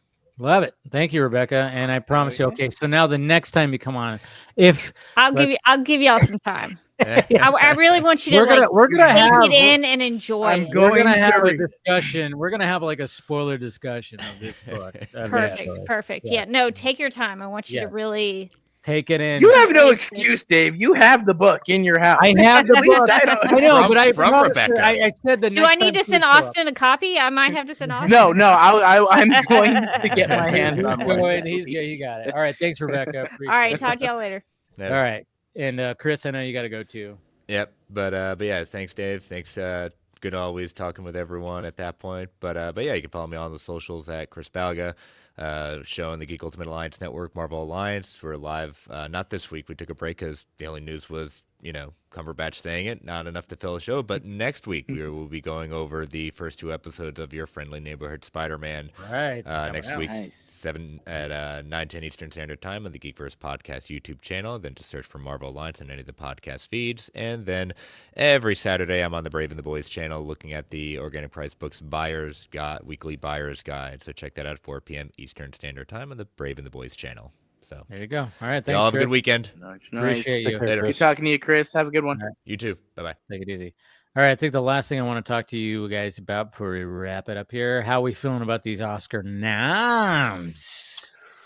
I saw a handful of them. I did not see all of them. I mean, okay, if I saw all of them, I remember a handful of them. Like, I know Denny got snubbed for director again for Dune. I'm like, well, that doesn't even make sense anymore. None. Man. Like, what the fuck? What do they have against him in that? I mean, the best director category has always been a weird one because ever since Ben Affleck got snubbed for Argo and then it won Best Picture, I'm like, how does it win Best Picture but you don't even nominate the director? It's so crazy. That's goofy. Yeah, I think they for a long time have needed to expand the director category just like they expanded the picture category. Yeah. Because it's just they're not going to do that for a while. No, they won't. But it's just too hard at this one because it's like Denis definitely should have been nominated. Luca, the fact Luca had 2 films that were phenomenal and queer, queer, not one nomination for either film. Trent Reznor and Atticus Ross, nothing for their scores that were, I mean, those guys never turn in a bad score in my opinion. I haven't seen the movie, but I heard some. I mean, Challengers, that score is phenomenal, but Queer is such a the one that I saw that didn't really surprise me, but I still think is deserved is Cynthia Erivo for Elphaba and Wicked. Like that nomination made sense to me. Is it a little bit like Barbie? Sure. Yeah. But the difference is like, no, this is a very specific role for a very specific thing, and she knocked it out of the fucking park. Thank God Ariana Grande did not get nominated. She did. My God. She did. She did? Oh, fuck. She got nominated for Best Supporting. I wasn't paying that much attention then because, man, she does not deserve it. I agree with you. I agree with you in that because, like, I know, I'm sure all of us know, right? How the Academy works. There are certain things that are like nominations. You're not going to win, but you deserve the recognition, which is how I feel about Cynthia. Yeah. You deserve the nomination. I don't think you're going to win, but I'm happy you're getting recognized and stuff. Another shock was for me, Angelina Jolie in Maria was, I thought, the fact that she didn't get, I didn't see the movie, but I saw a clip where it's like she's actually singing. I'm like, wait, that's it's a great movie. Is it? I was very, very surprised how much I enjoyed What's it. it called again? Maria. It's for me, in my mind, the competition for best actress was between Demi Moore and Angie I need Maria. to watch The Substance, and I need to watch A Complete Unknown. I need to watch both those movies. Yeah, there's like most of the movies I have not watched. I mean, The Substance I got in under the wire before did my list of last year, and it made the list because I just really enjoyed it. I mean, I think Margaret Qualley, she got fucking snubs for sure. And I saw your tweet. I was dying. Did you see that? I saw it. Dude, I was going through my For You. I was going through my For You, and I saw that video, and I was like, oh my God. And you didn't nominate this. Yeah, I was like, it was a lot of close up of her butt. So basically, Phil, there was like somebody made a video of like, it was a lot of close ups of her just walking and close up on her butt. And then I was just like, I made the joke. I'm like, are we sure the Academy watched this ... closely? And it took off. There were people that were like it took off a little bit.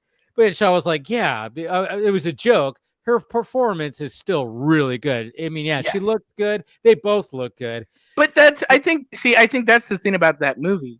Yeah. You can't really like the movie. That's what I like about it. It leans into that kind of sexy appeal and all of this types. It does that on purpose. It's not a bad thing to like.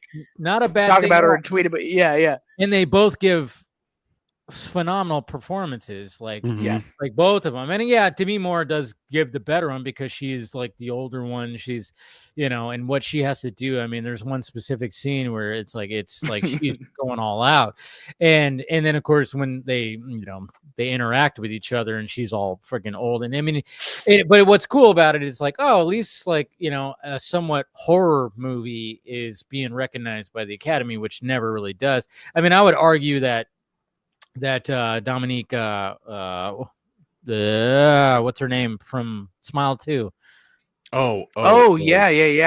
She was good. Dominique, I don't know her last name. Her last name, I totally just drawing a blank. Power Rangers, she played Kimberly. Oh, Naomi Scott, dude. Naomi. Why did I think Dominique?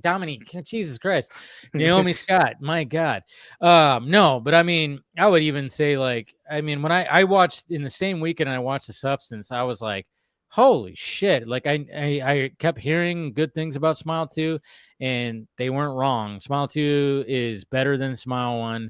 And her performance was just like absolutely phenomenal. And I'm like, she did better than, I was like, just, but of course that's not going to get recognized because it's a small horror movie. But I do love the fact that Substance is getting recognized. And I got to go through like all these movies. I mean, Emilia Perez is I'm gonna watch that this weekend. I'm going to it myself because I need to. Hearing this movie better be the best fucking movie ever with 13 Oscar nominations. I don't even understand because the clips I've seen have been terrible.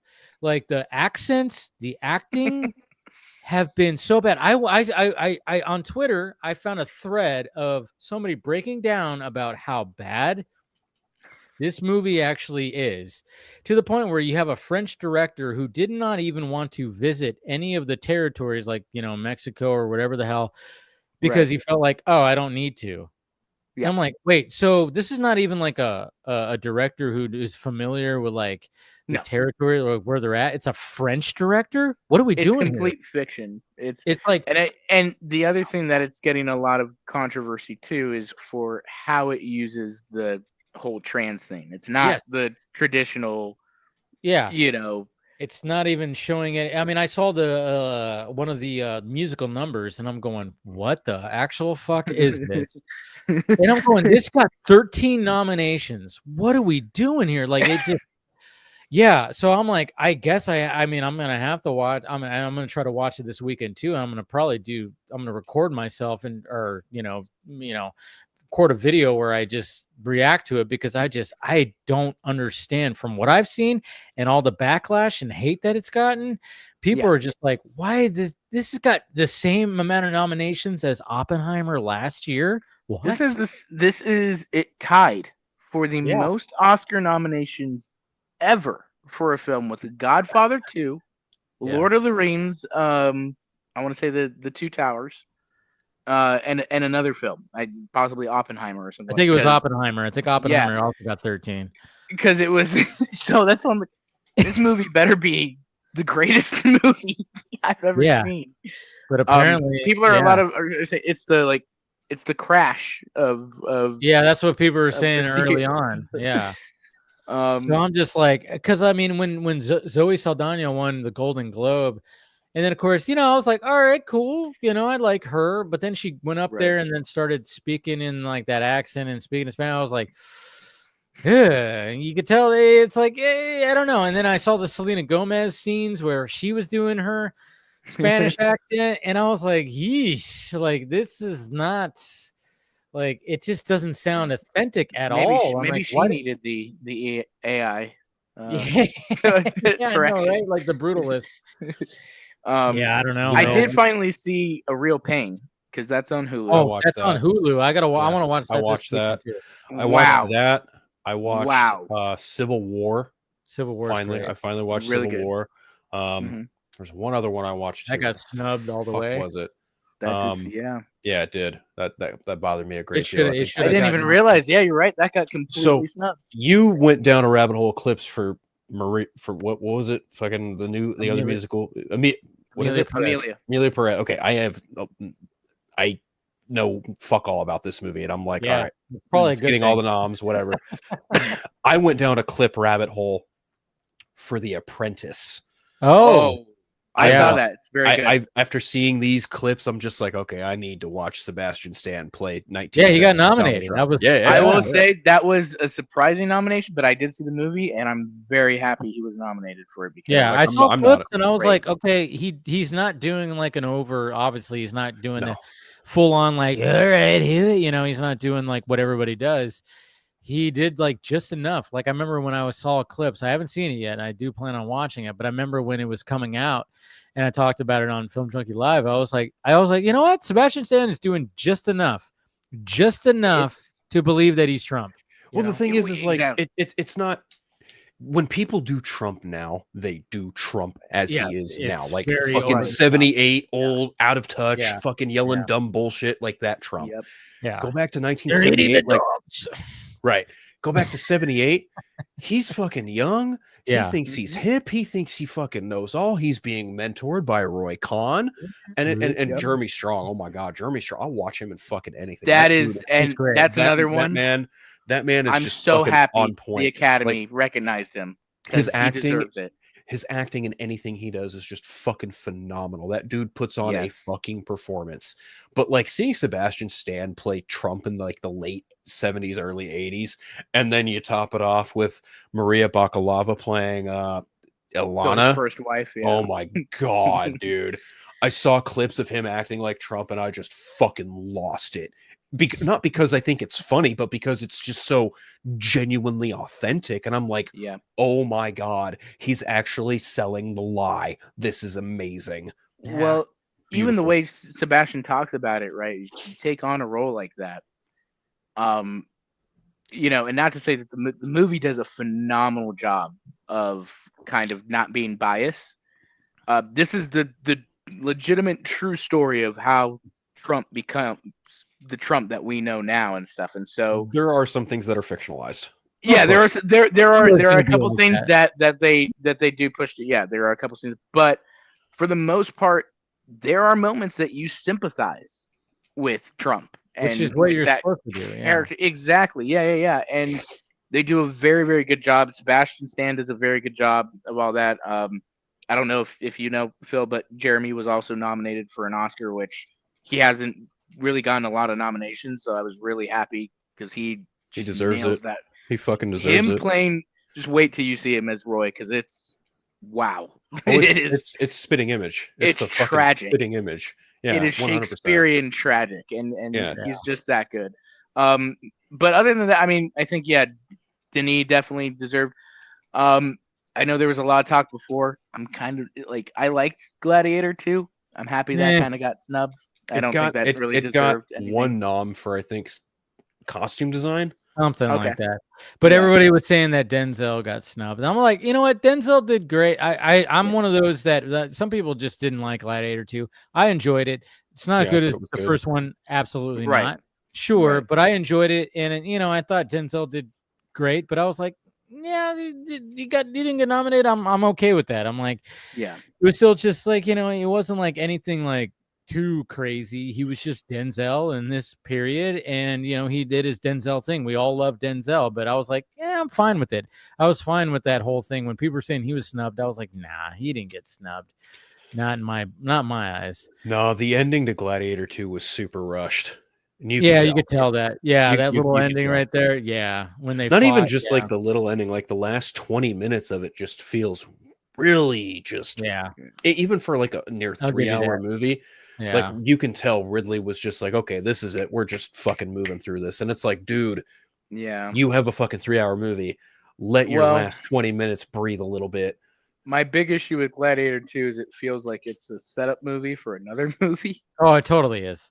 And he already said we're going into production for 3, and I'm like, okay. I can understand that because like the first one has such a powerful ending, and then this one is just like, oh no, we're gonna do the exact opposite. It's like no, which is why I'm kind of like, I don't hate it as much as some people. There are people that I don't hate that. People really hate it. Yeah, but I can see him, God please, if he does it right, making a better Gladiator 3 and making that closer to now that he's kind of set some things up and done, you know, all this, like, you know, at the same time, I never went into Gladiator 2 thinking it was going to touch the first one. It had some elements, so it intensified some of the crazy element, but it got crazier.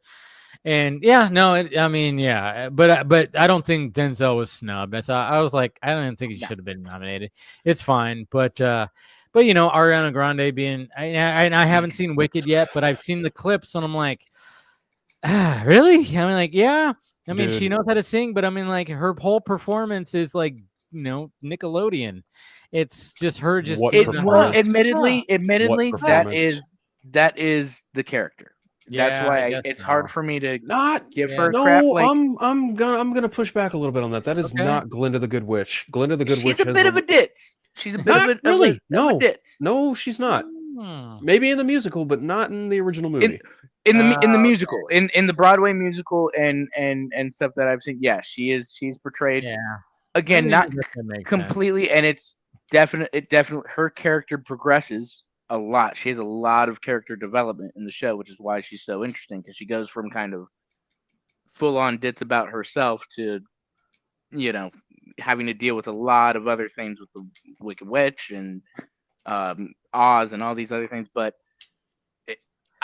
for me, it kind of was, if she's gonna play a character, this was probably the one she was closest to being born to play. I don't know. I get it. I just think there was already apparently Amanda Seyfried read for the role and auditioned for it. And I'm like, well, that already has much more palpability to me than fucking Ariana Grande. And look, I'm sure a lot of people are gonna be like, oh, you're just hating her. Call it what you will. I don't think she gave a great performance. I think it was bland. She was easily the weakest thing in that movie. Like, she can sing. I'll give her that.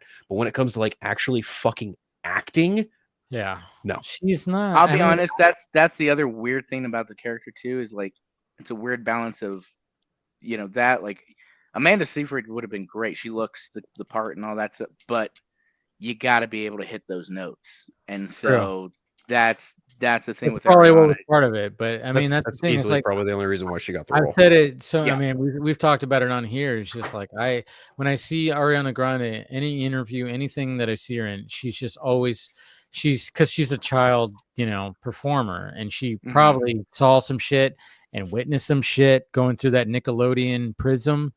You know, we all know. You know, we've seen the stories. We've seen the Dan Schneider. Yeah. So, but it's like, but at the same time, it's like anytime that I see her in an interview or anything like that, she's performing. Like I don't. Yeah. The only time I saw her authentically is when she got caught on camera licking the donuts that one time where she had to apologize like years ago. But other than that, I'm like, who's this fucking diva? I'm like, she's always she has to get carried off stage after performances. She always has her hair back in like a fucking big ass ponytail. And now she's like, oh, she's now into acting and doing this. Exactly. And stuff like that. She's always come off as very fake to me. Yeah. I don't know the authentic Ariana Grande at all. Which is, again, why I thought that's why the role kind of works for her. Glenda is very fake in that sense. Until certain things happen in the show and stuff, and so I don't know. She's not going to win anyways. It's probably going to. I mean, so there's no way. It's like one of the, like you said, it's like, hey, she's being recognized. It is kind of funny when it comes to the Oscars because by the time the Oscars show up after all the other awards, and when you see people dominating, it's already just like, okay, yeah, that person's going to win the Oscar too. Usually, most of the time, like Demi Moore is like totally. Right. Best actress, people are just going like, oh yeah, it's her. She's winning. The other ones, I mean, they haven't been, fully announced, but I mean, Golden Globe, she already did. And I'm like, hey, fine. That's one of the only movies I've seen in this performances. So, and I really enjoyed it. So, but I didn't see the Unknown Artist. It was the Bob Dylan, Timothy Chalamet. Oh, Complete Unknown. Complete Unknown. That's what it is. But it's kind of funny because I'm like, apparently Mangold got a director nom for that. He did. He did, right? Yeah. Okay. Good for him. That's good. Good on him. I like Mangold, but it's kind of funny. It's kind of funny because like I'm sitting here going, okay, yeah, I've seen clips. I've seen, I haven't seen the movie yet, and I'm sure. I mean, he knocks it out as Bob Dylan and everything like that. But I'm sitting there going like, man, but Chalamet and that fucking monologue that he did in Dune 2. I'm like, that's the fucking clip right there. And I'm like, that's the performance right there where he's yelling. He's talking to like that big group of people and just fucking yelling. I'm like, I don't know, man. I'm like, yeah, you could do a good Bob Dylan impression, play the guitar, do the and all that stuff. Sure. But I'm like, yeah, but that's him just like fucking acting and Dune 2. Anyways, go ahead. I definitely think Denny deserved that nomination over. He totally did. Yeah. I don't think anyone here is disagreeing with that at all. Yeah, nobody's disagreeing. I mean the how. I mean, again, every time like I've watched Dune Part 2 probably like 4 times, and the sandworms scene with Paul and doing all that. That scene. I just go, how the fuck do you make it? I just go, how do you fuck? And of course, there's now behind the scenes of like how they do that, where even like you see Denny just like, showing like this is how you're gonna do it. You're gonna stand like this and do all this and shit like that. And I'm like, but at the same time, I'm like, I mean, I when I first saw that scene, I'm like, that is just how do you make this scene? There's no CGI. It's all it's practical, and I don't know how he's doing this. Maybe there is some CGI in there peppered in, but it's mainly practical. And I'm like, how do you make this type of scene, and make it so like feel so real and everything with like the gravity of the whole thing and the fact that he's holding on to this big sandworm and he's riding this with all the dust and everything and the music's Hans Zimmer score. I'm like, that fucking scene is just so good. It's like and the fact that he didn't get fucking nominated, it's like, what are we doing here? Yeah, he definitely should have been nominated for sure. I mean, he's just what, but it kind of goes back to this weird thing with the Academy where they're trying to balance out recognizing really great blockbusters, right? Like Dune 2 and something like Top Gun Maverick, those types of things. And these indie films like The Brutalist and The Substance and all that type of stuff, and which is fine, but at the same time, it's like but then all of a sudden you got this Netflix movie, right? Emilia Perez is a Netflix movie. Yeah, it's like what? And then people are going like, I mean, I've seen, I remember their Letterboxd posted. Everybody, I don't use Letterboxd, but I know a lot of people do. Letterboxd posted the ratings for all their movies, like the people rating their movies, and a lot of people use it. And it's kind of funny because let me see if I can find it here because that's not it. There it is right here. So here we go right here. So all the Best Picture nominations. Look what we got right here. Look what's number one. Look what's the last one. Wow. Number one, Dune Part 2, 4.42. Emilia Perez, 2.56. Underneath all of them right there. I mean, that's a massive drop from the Complete Unknown too, which is a 3.6. Yes. I mean, it just kind of shows you right here is like it just doesn't make a lot of sense. And then at the same time, I think it's just like they were like, well, it has to do with this and this. It's checking a lot of boxes. It is. It definitely is. Yeah. Yeah. But it's like, okay, but you can have a movie that checks the boxes that is actually good. It's like, and like we don't. It's just so crazy. It's so crazy. It checks a lot of boxes. It does a lot of I have a lot of issues so far with it. I haven't even seen it. Yeah, so do I. Thank God. And I'm gonna attempt to watch it this weekend, I think. And I'm not looking forward to it. I'm gonna watch it first, and then I'm gonna watch the Eisenberg Kieran Culkin movie after that. Real Pain. That one is great. That's a fun one. That's a fun one. See, I know I'm gonna like that because I like Jesse Eisenberg. I've been looking forward to it. Kieran Culkin. I've liked him. I mean, I've liked him since Home Alone, but since Scott Pilgrim versus the World, I haven't seen Succession or anything, but I know he's like I know that everybody talks about. That's another series that's like on the list of like, oh, you got to watch that. But so I think I'm gonna watch Emilia Perez first, get it out of the way. I'm probably gonna record a video. I mean, hey, I'm gonna try my best to go in as much as like, all right, let me just I don't like to do, but at the same time, I'm like, but of course it's hard to like not think about the negativity, but at the same time, I'm like, well, maybe and sometimes when I go in with lower expectations, I end up enjoying the movie more. So could be something like that. You never know. But I'll watch that first, and then I'm gonna watch what's it called? My Hard Pain or My Pain? A Real Pain. My Real Pain. Yeah. I'm gonna watch that. That might be a palate cleanser.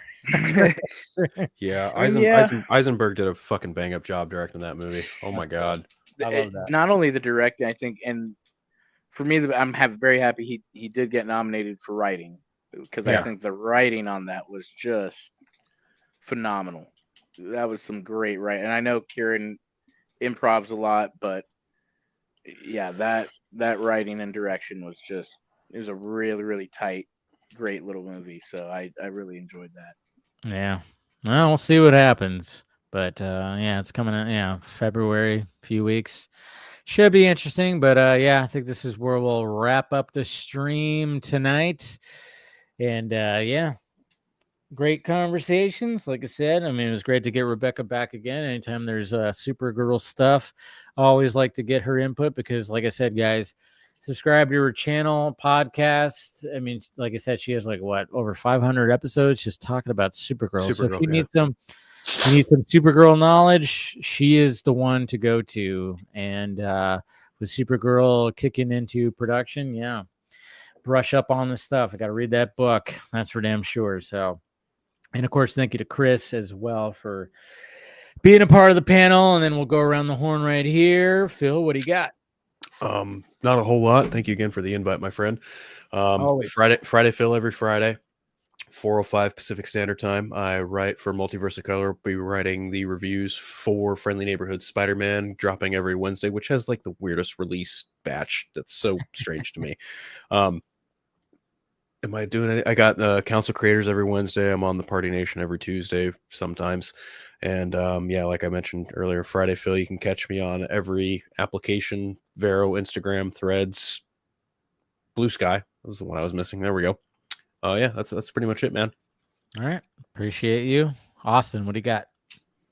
Gonna hopefully have a top 10 out and some like thoughts on the Oscar nominations and everything out in the next few weeks and stuff, and then kind of lead up to the Oscars. We'll do a Oscar watch party and all that fun type of stuff, drink along. And so other than that, just producing, working, You can follow me on Twitter, Instagram, AlienLV1023, and then Borderland Studios on YouTube. And so, yeah, that's about it for now. Cool.